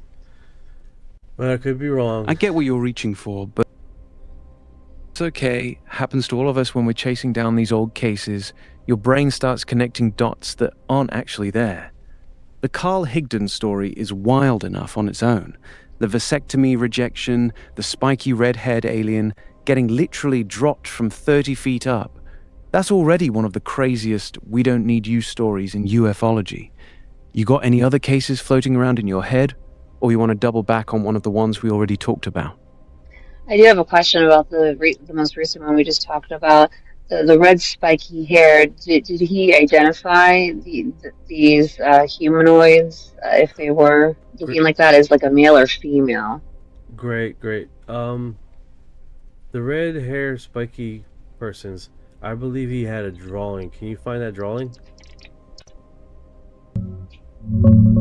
Yeah, Carl Higdon described the thing with coarse, bristle-like spiky hair that looked reddish-brown or straw-colored, no chin, antennas, 3 big teeth, and a drill-like spike for a right arm. Here's the original style drawing that matches his description exactly. That's also one. Looked just like he told it. Spiky hair and all. Interesting little 2 points at the top too. What's up with the 2 pointy thing? Is that antennas? Yeah, antennas. Those 2 pointy things sticking out of its head are antennas. Carl Higdon specifically described them as 2 thin, antenna-like rods coming out of the top of its head. They weren't horns or ears. They were like metal or plastic probes that moved around. He said the whole head looked like it had no chin, almost like a helmet, with those 2 antennas poking straight up. That's why it looks so damn weird in the drawing. It's exactly what he sketched out after the encounter. So, but it had a helmet maybe over the head, but you could see the facial features, I'm guessing. Yeah. Okay. That's interesting. Interesting. Well, I guess that's where we're stuck at. That's pretty interesting. And notice that he's short, and notice in the drawing that he has like asymmetrical, like kind of short hands and short legs, kind of like maybe like the lady counterpart. So maybe this is like a species. You see where I'm going with that? Yeah, the structure. Yeah. That's pretty interesting.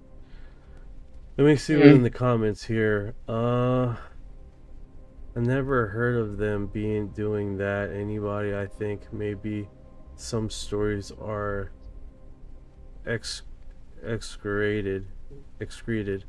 Laugh out loud. Sweet says, I feel like I just fell from the sky right now from some reason. Scary Flick says, alright, I'm back. It's moving the text.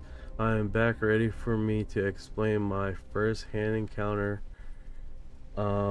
with a plasma UAP, question mark.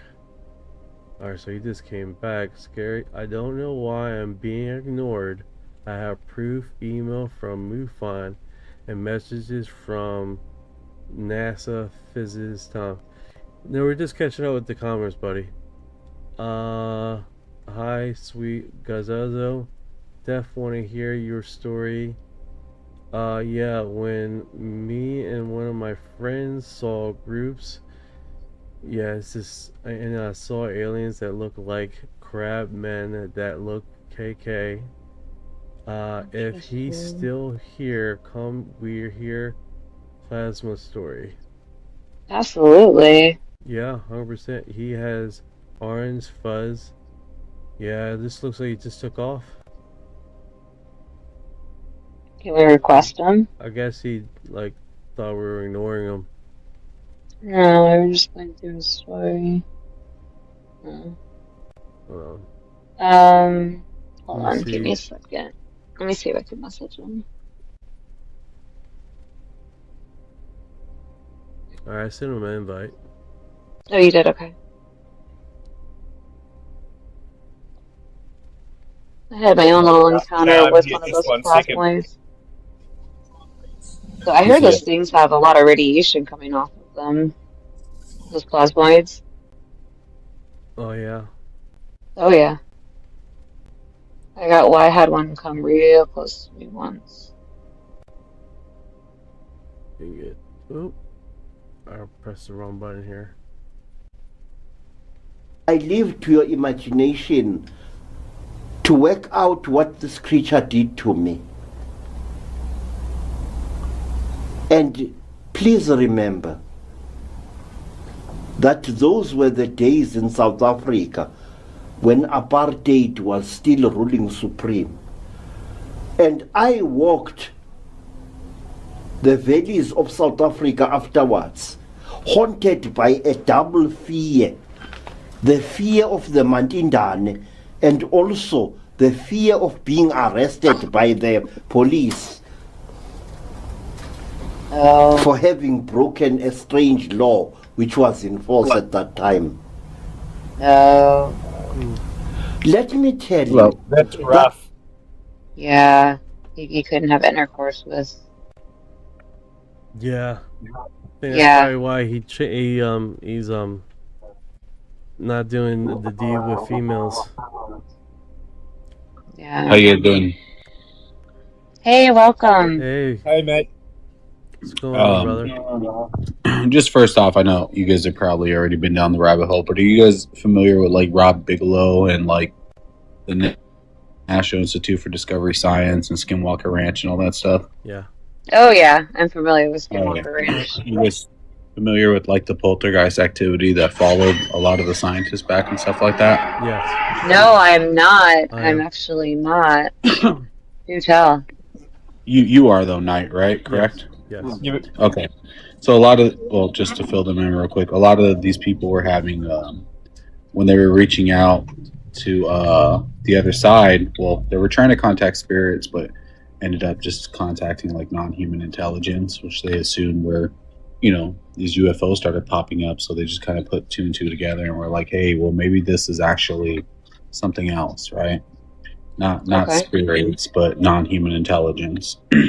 Well, I'm just hitchhiker back. effect. Sorry? Is that what you're referring to? The hitchhiker effect? Yes, the hitchhiker effect. Yeah. So, sorry, this just relates to my story. So, are you familiar with Dr. Stephen Greer, obviously, and the C5 Yes. contracts and stuff like that, the meditation work? Yes. All right. Well, I've been, following him and his, disclosure project for the past like 13, 14 years. And finally, I got a little bit older, I got a wife and kids, so stopped partying. And I was like, you know what? We've been doing a lot of barbecues out in the desert, and I live right here by Joshua Tree. And I was like, let's go do a barbecue. Let me go find somewhere really dark, right? Because I didn't really tell my family this, but I was going to try to do some C5 meditation, thinking that nothing was going to happen. And I drive out, I look out for the darkest place in the area. Joshua Tree was one of them, but we had already been there. So I look up Borrego Springs, California, which is right across Salton Sea out in the desert. It's a Bordeaux level 2, which means it's pretty dark. I go out there, we have a barbecue with a campfire. I start doing some C5 meditation work, right? And I went out there, I had bought a high-powered laser, right? So I'm out there and I'm doing this meditation work, and I have never done this before. Hell, I've never even been somewhere that dark before. So I'm looking up, and my wife is like, "Hey, look at that star. The star is just kind of moving funny."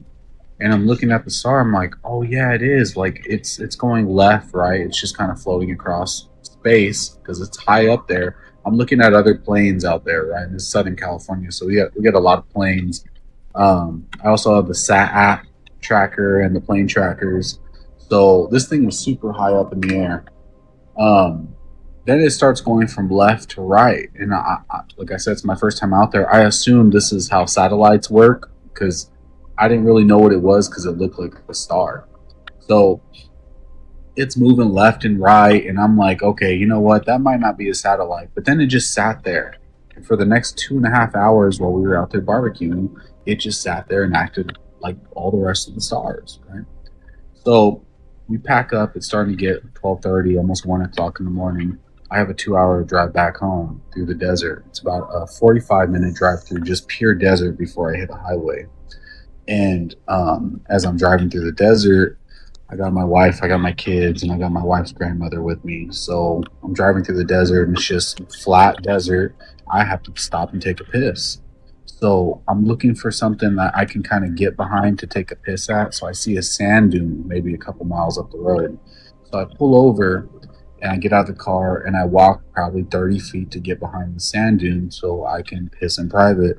And while I'm going to the restroom and I'm finishing, I feel something behind me. And I'm assuming everybody was asleep in the car. I had assumed at that point my wife woke up, seen the sand dune that was blocking me, was worried where I was at, got out of the car in the desert, and was looking for me. I assumed that she was behind me. But when I looked behind me, 30 feet away, above my car, above the sand dune, was this diamond-shaped kite plasma. I don't know if it was a being or a UAP, but it was just glowing red, and I could see the structure inside of this, right? And it was just glowing. And 2 seconds later, it dematerialized in front of me. And I made this report to MUFON, and MUFON called me the next day for a couple of hours, and they really wanted to know my explanation to how it dematerialized. And the only way I can explain it, like I explained to them, was if you took a physical wick of a firework, right, and you have a physical wick, and you light that wick, and it just sparks up and leaves no trace, no material behind, that's how they dematerialize. And that's what I explained to MUFON. I have the email still from them too, because they messaged me like at 1 o'clock in the morning.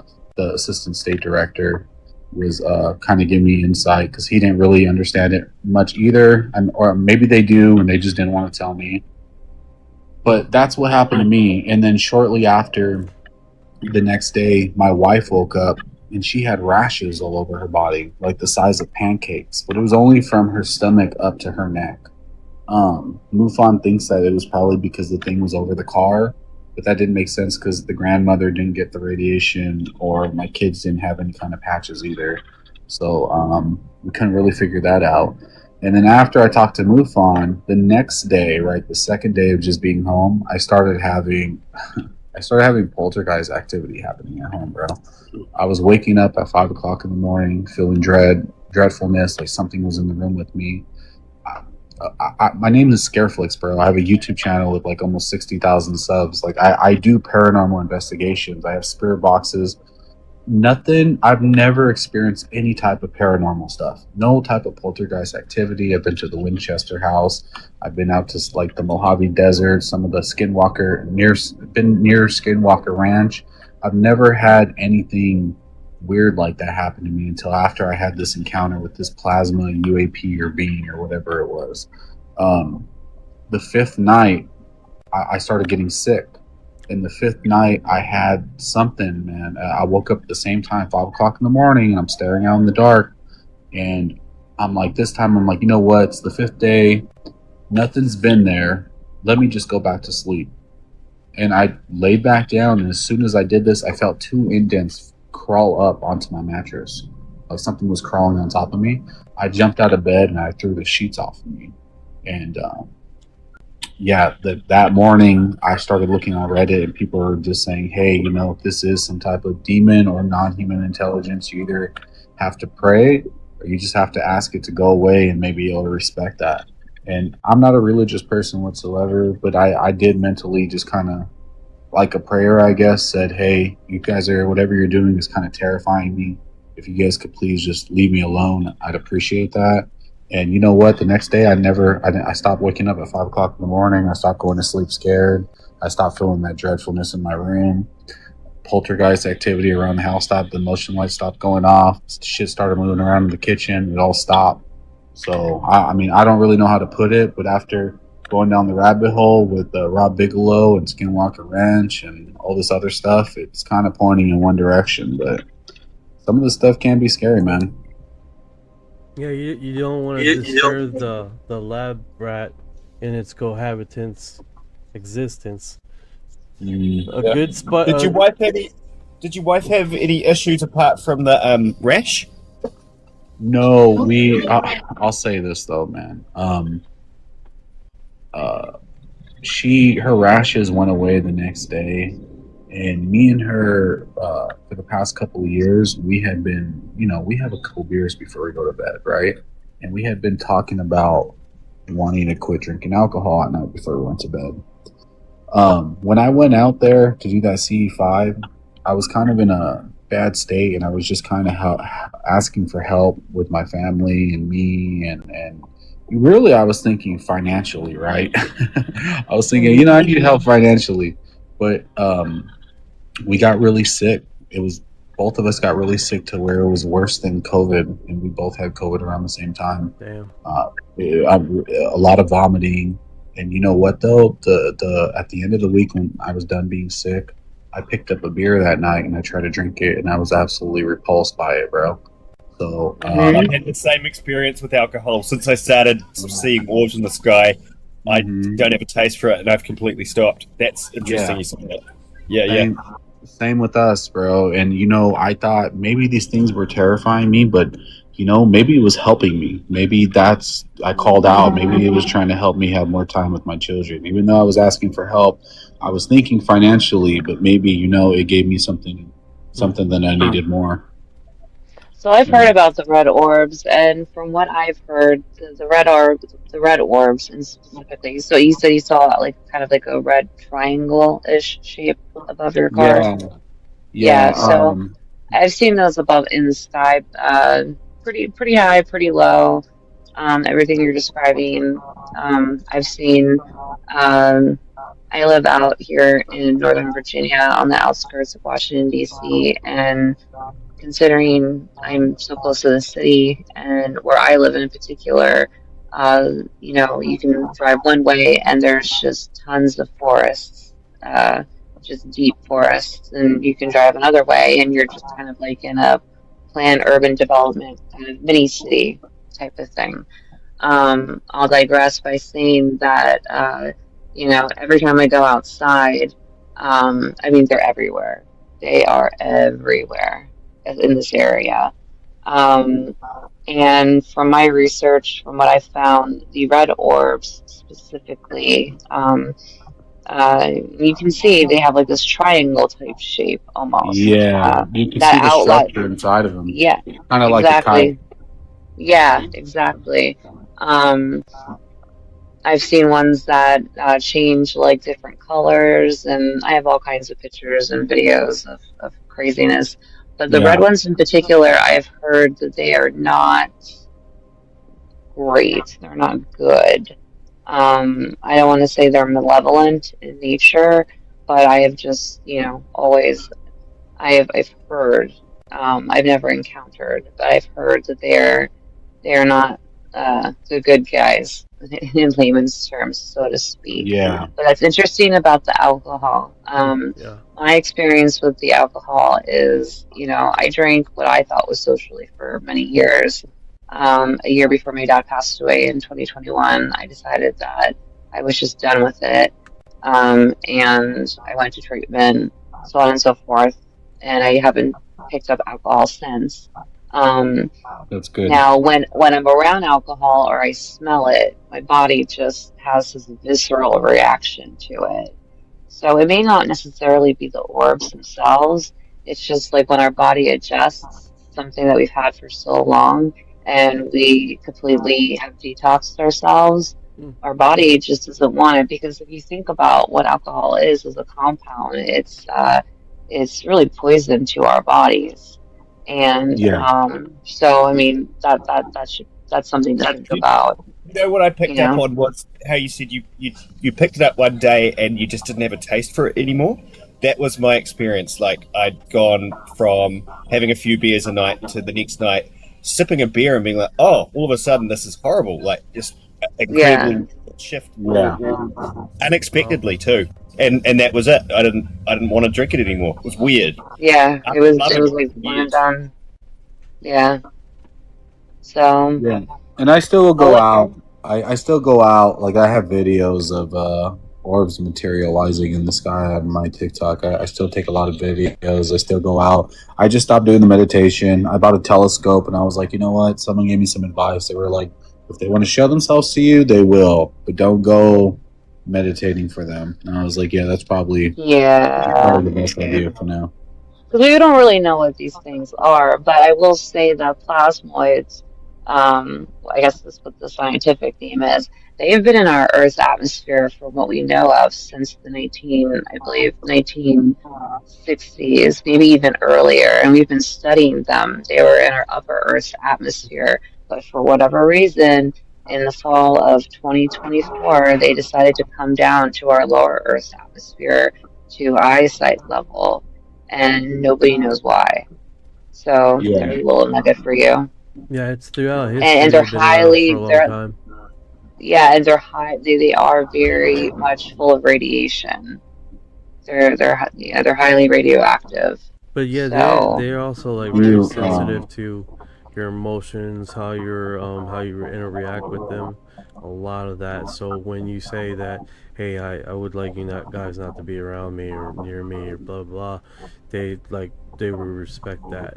And also that in history, like obscure history, like the South Korean, when we were over there, they had where they made relationships with these small communities in Korea, and where these things would show up and protect communities of American soldiers coming into those communities, like attacking them with lightning bolts and stuff like that.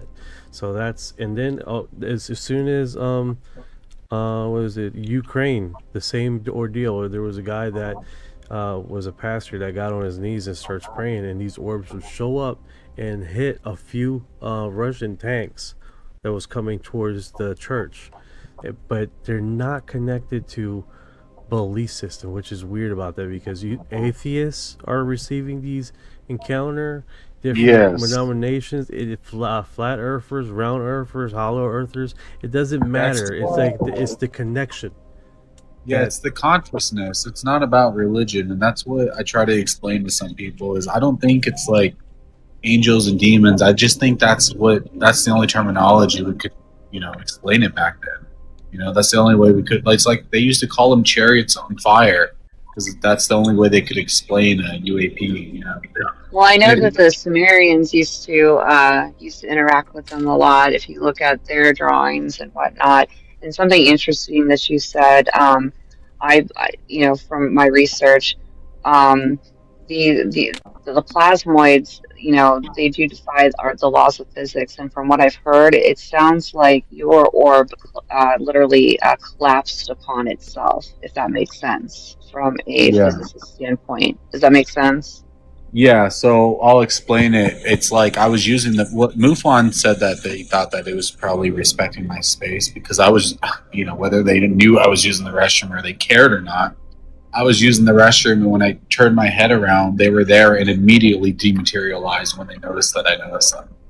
So it was like if they were watching me, and it was like, as soon as I turned around, I looked at it, and then it just went like it burnt up. It was crazy. Wow. I do have the email for MUFON. This is from the assistant state director. I have this in my book, but if you guys would like, if you want, I could read what MUFON said to me, what they think their thoughts were on it. That'd be cool. He just says, "Hi, I just wanted to follow up with you about our talk this evening to ask a rhetorical question. Is there any significance to you with any or all of the following: the color of the kite, the shape of the kite, the idea of the kite itself?" Because I told him it was kite-shaped. He said, "My hunch is that there's some meaning for you personally that will only make sense to you. Whatever it is that you reach out to when doing C5 seems to be personal in nature and presents itself in different ways to everyone. One school of thought is that the phenomena reflects you back at you. Another school of thought is that we're opening ourselves to a greater consciousness and understanding of the universe itself. Some might believe that these things might be loved ones from our past. Some people might see them as beings of sorts. There are so many different interpretations. I just wanted to impart to you that it might take some pondering, but you'll likely find something bigger in what you saw aside from seeing of it.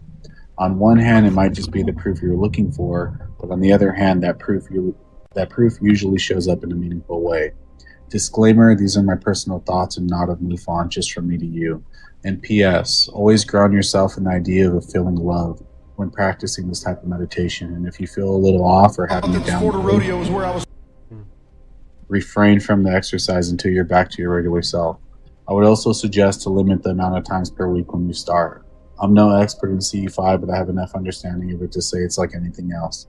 It takes practice, but don't overdo it too fast. I also don't typically say any of these things to people, but since you are doing it, I thought I would offer some things that might be helpful. Assistant State Director, MUFON, Mike J. Risa. What an amazing email to receive. Just to pick up on that I saw a pink orb last year taking a wee outside, and it was hovering over the garden of my neighbours. And I was like, oh my God, look at that. And it disappeared. And so I shot at this thought, no, I want to see you come back. And it reappeared. And then behind me, I heard all these like cracking of sticks, and it sounded like something was approaching. And I thought to myself, no, that's a trick. It wants me to look away. But then the cracking of sticks got louder, and I had to look. It was 3 o'clock in the morning, and it was completely quiet. And I look around, nothing there. And then I turn around, and the thing had gone. And I sort of thought about what was that? And I'm pretty sure it was my grandmother. I don't know. I don't know what it was, but felt very much like it was my deceased grandmother, who I feel like is, if anything, like a guardian angel. That's where I got with it anyway.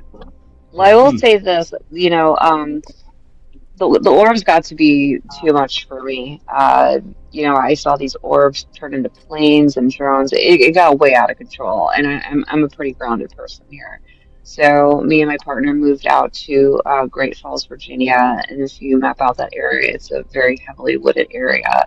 And I would see them, so did my partner. He would videotape them too. And what I realized about the phenomenon is they hide in the trees. They really like trees a lot. Especially during the winter time and the fall. Now I know trees are a remarkable, archetype. They have like their roots. They're all connected. Like if one tree is sick, they'll literally send like a form of antibiotics through the root system underneath to the sick tree to heal it.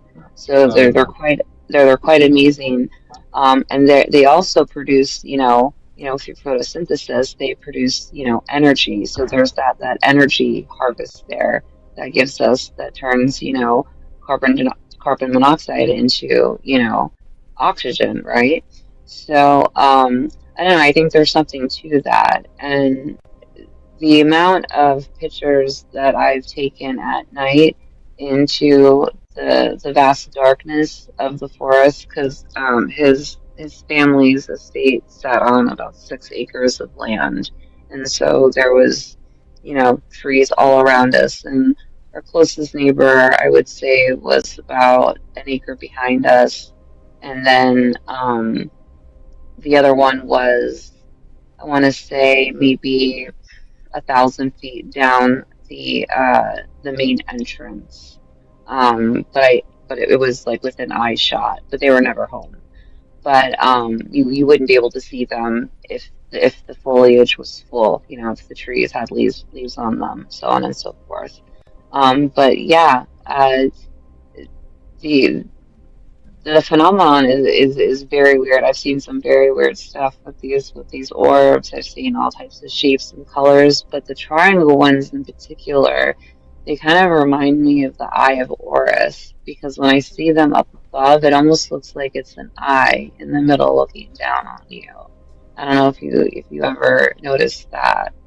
And normally I don't see the red ones. I just see, these white triangles with, this bright light in the middle of it.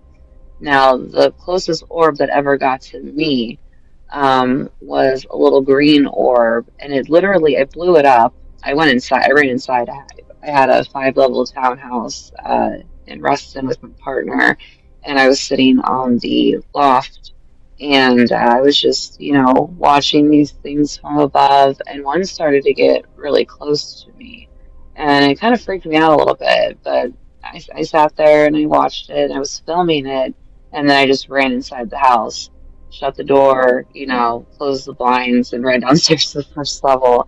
So I started messing with the picture, And I could see with my naked eye inside the orb, or the plasmoid, should I say, and it looked like it had like a little dude inside of it, like a little green dude. And sure enough, I don't know if it was because these things, like if you look at them or take video of them and slow it down, they change forms very fast. Like they're almost like morphing into different types of, I can't really explain it. They're just constantly in motion, I guess is the best way to put it. But when I freeze framed one of them and kind of blew it up and played with the contrasts and whatnot, sure enough, there was like a little green dude inside. And Night, I'll also do that email. It's kind of it's a little humorous, and kind of hilarious. But I have tons and tons of footage, and like you, unlike you, Scareflix, like, you know, I never did the CEI stuff. I never meditated towards them or anything like that.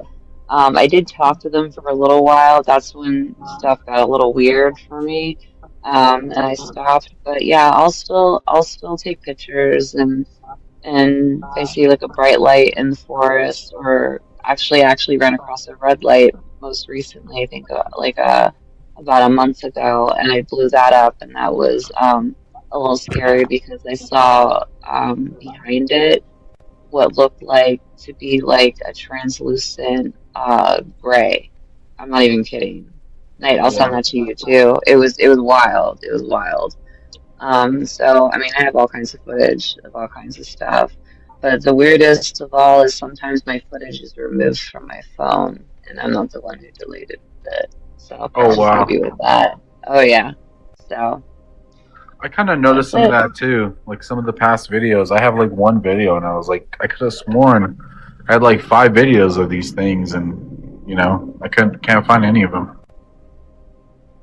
Yeah, But that it- reminds me of the one that I had a picture of, and it was a female face inside the orb.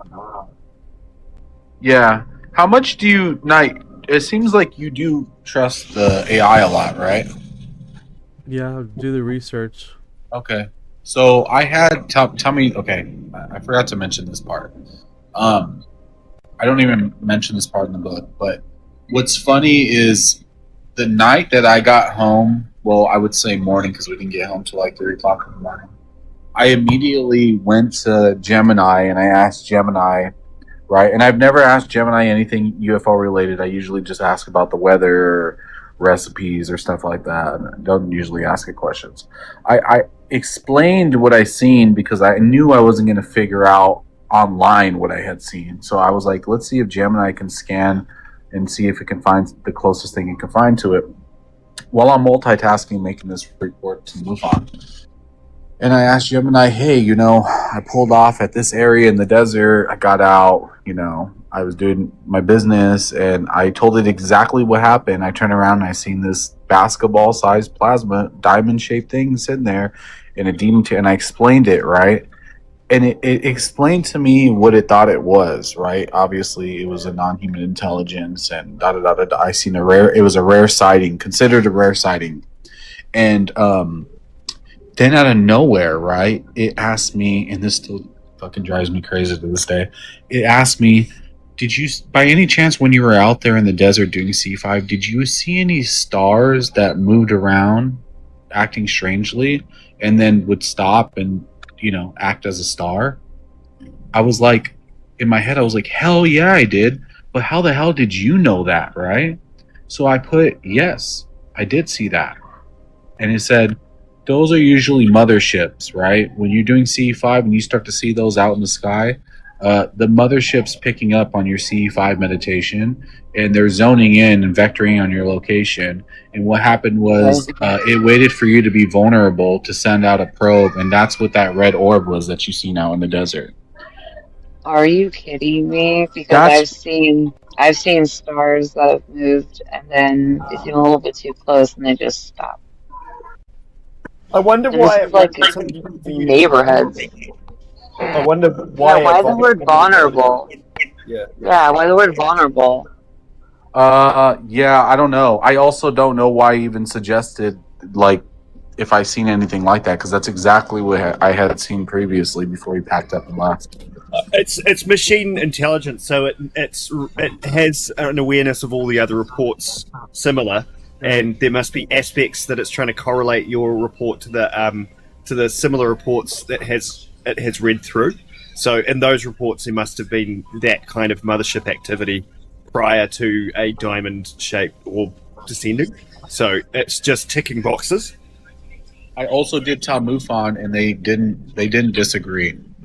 They didn't agree, and he also didn't disagree. He just said that he did agree that he thought whatever did come to like inspect me was probably a probe checking out, what was making that call out. That's what he told me over the phone. We had like a 2.5 hour conversation over the phone. Interesting. And you trust this organization? I've been told afterwards not to, but when I first had the encounter, I didn't really know where else to go. I just remembered 10 years ago, MUFON. I just remembered that, and that they took in reports and stuff like that. But judging by the email response you got, he didn't tell you anything top secret, but he met you at a human level and encouraged you to not that you weren't crazy. Essentially, I think. Yeah. He gave you some reassurance in all the way that he could, and then warned you about doing it too much. Which I think it's pretty good from someone like MUFON. I don't think you can expect anything more. Right. Like, good on them for doing that. I was surprised to hear that part, honestly, as well. I will say under his email, it does say MUFON Field Investigator of the Year. So, You just got an email from Scully or Mulder, essentially. There it is, baby. There it is. Well, I heard that they were the arm of the CIA, so who knows? They're what? The arm of the CIA. Like I'm telling you, I don't know about that. My dad used to work for a 3-letter agency. He's no longer with us, and I had never heard of anything like that. And my dad was with the agency for many, many, many years. So I don't know if that's necessarily true, but that whole thing, just like with all the alphabet agencies, they're very compartmentalized for a reason. Obviously, not everybody can have the whole pie, because then you can sell the pie. Exactly. So, that's that. Yeah, I was just up in Richfield. I forget whatever it's called. Richmond. No. It's in Central California. It's a city between. It's in this basically Mojave, California. It's in between all of Lockheed Skunk Works' little projects up there. Palo Alto. Yeah, let me go pull up my map real quick. I just stayed over there this past weekend. But we were out there, and we went out to like a Bordeaux level 2 area just to see. I was like, well, let's see if, on a Wednesday night, if they start flying anything up in the air or something like that. We did see those lights like we always do up in the sky, but nothing too crazy. China Lake, which is like Central California nukes and our weapon systems and stuff like that. So apparently they see a lot of activity out there because we hold a lot of our weapon systems in Ridgecrest, California. So yeah, and I was out in Vandersburg too, maybe like the month beforehand. Yeah, they seem to be very interested in our nuclear capabilities. That's for sure. I was surprised. I don't know if you ever heard of I'm not trying to promote anything, but there's this app called Enigma. It's been pushing on my feed recently. Yeah. I've heard of it. And I went to just kind of make it's where you can report. There's thousands of reports locally around your area where people see stuff. A lot of people are just reporting NASA rockets and SpaceX. I was just talking about that Enigma. They actually added some new filters on there finally to do 24 hours last minute reports. So that helps a lot. It's pretty cool. I just got it a couple days ago, but when I went to the reports, it lets you report shapes, right? And at the top left-hand corner, it's just a bunch of like random shapes, and one of the shapes is a diamond. So I went in AI and I was like, well, there's like 30 shapes here. What's this diamond that's like, it's a collection of 3. One's a diamond, and it's the only ones that are by themselves with like 3 different shapes.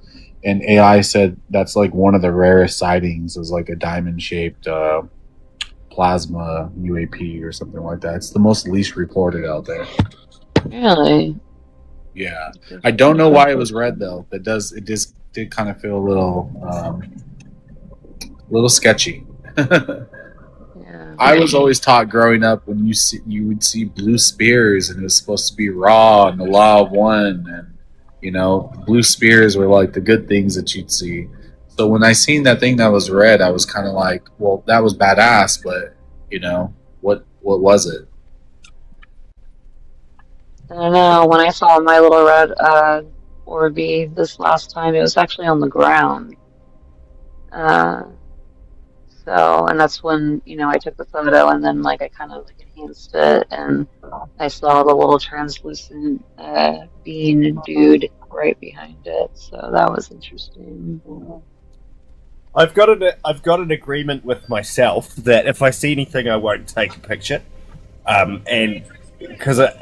that's allowed me to not panic emotionally when I see stuff, being like, "Oh, where's my phone?" It's not part of the deal for me. And that pink orb I saw was, I guess, kind of like a sheet of paper. It wasn't square, but it felt very two-dimensional, and the quality of the pink was extremely vibrant, but it cast no shadow. It was odd. Yeah, that's how I seem to be on my journey with them. I've just agreed to not snap a picture of them. I don't know whether that's just for me or for them, or whether I should start taking photos. I just don't. I feel like there's enough people taking photos. I don't necessarily need to be one of them. Yeah. Well, I've been taking my friends out, like all my closest friends. I'm like, hey, I know you guys are kind of sketchy about this, but I don't meditate or anything like that. But I will go out there with my telescope, and I'm like, dude, just sit there and look up for a couple of hours. We'll have a barbecue, just look up, and you're going to see some crazy shit. What do you see in your telescope? What do you see? I can't see anything in the telescope. They move way too fast for that. Really? It's just I have a video on my TikTok right now. I still use the laser because it kind of like if I see one out there and I shoot the laser, a few more will materialize after it. Yeah, and I don't do that. I don't mess with them like that. Yeah, I'm too scared. Lasers. I guess.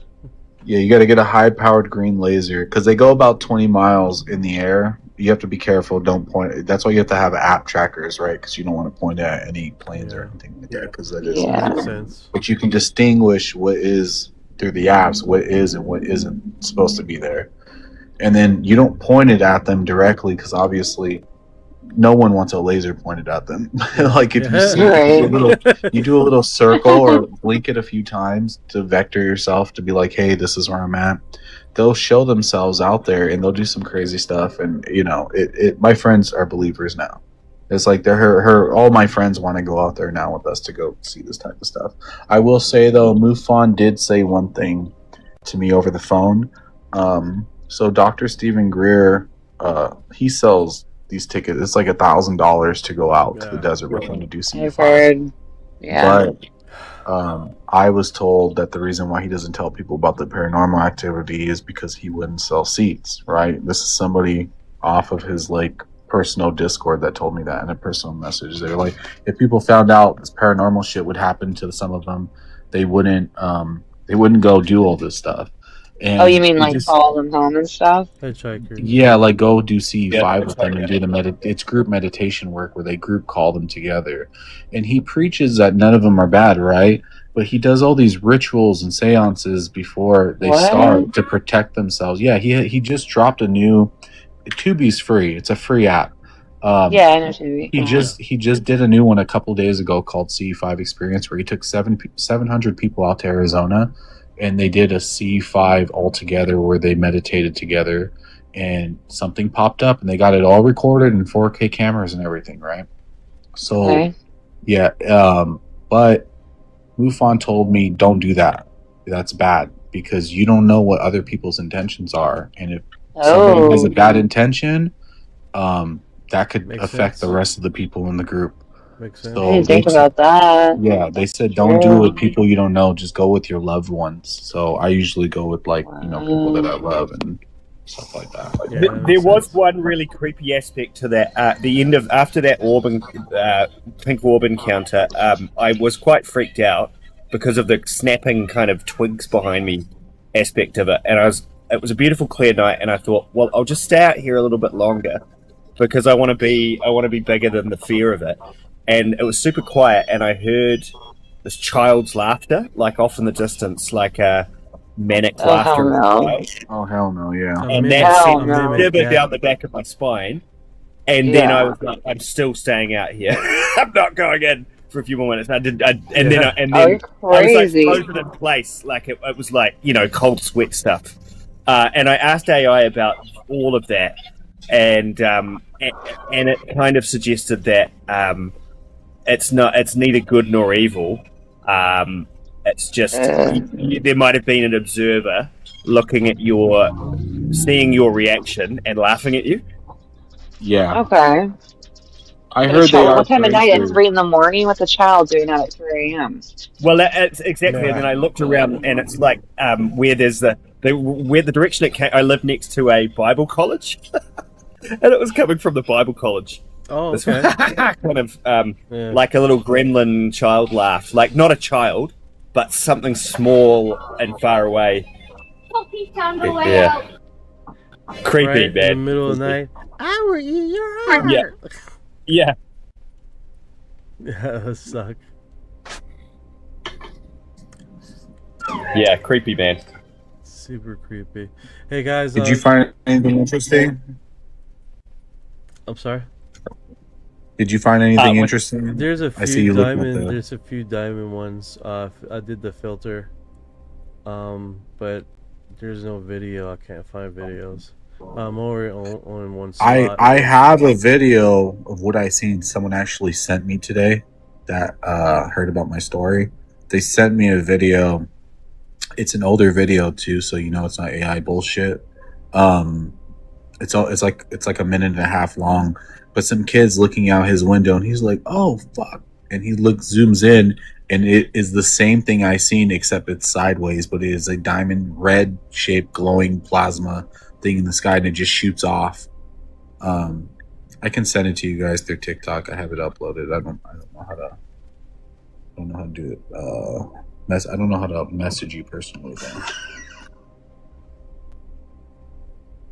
Yeah, that's SpaceX. That one is. Oh, a satellite train. Yeah, satellite train. All right, guys, I am shutting down. Thanks for an amazing live night. Always great, dude. Yeah, man, we went the You're the man. distance, man. It was like four Yep. and a half hours here. Woo! Yeah, thanks for having me. We should do this more often. He left already? Okay. Yeah, I guess I think he's trying to probably send you that He video. he might try to press something to get a share, and it fell. Oh, he's in the chat. He said, "Take it easy, guys." Nice to meet you, take care. Scareflex. Nice to meet you, Steerflix. Yeah, man, it's been long and live, but Well, very what time are you gonna informative. be on tomorrow night? It's usually the same time, around 9 p.m. 9. All right. Well, let's pick up where we left off with this video, and maybe do a little bit more investigating into these short little red armpit-haired beings that seem to have high proclivities to Almost something. definitely. Sandra has Alright. jokes. Sandra's only 2 a.m. It's like, Jesus. Usually I'm like shut down at like 1:30 doing one of these. Alright, guys. I'm gonna go to bed. Yeah, so I've been like this, doing the coffee in the morning and then the protein in the afternoon, and see if I can level out. So it seems like it's working. All right. Well, I guess we'll meet back here tomorrow. What coast are you on, mate? Are you East Clear Coast, West Coast? East Coast. Okay, me too. Cool. All right. Well, I shall see you tomorrow at 9 p.m. Nice. All right, take care, guys. Thank you for All right. dropping Take by. care. Stay safe.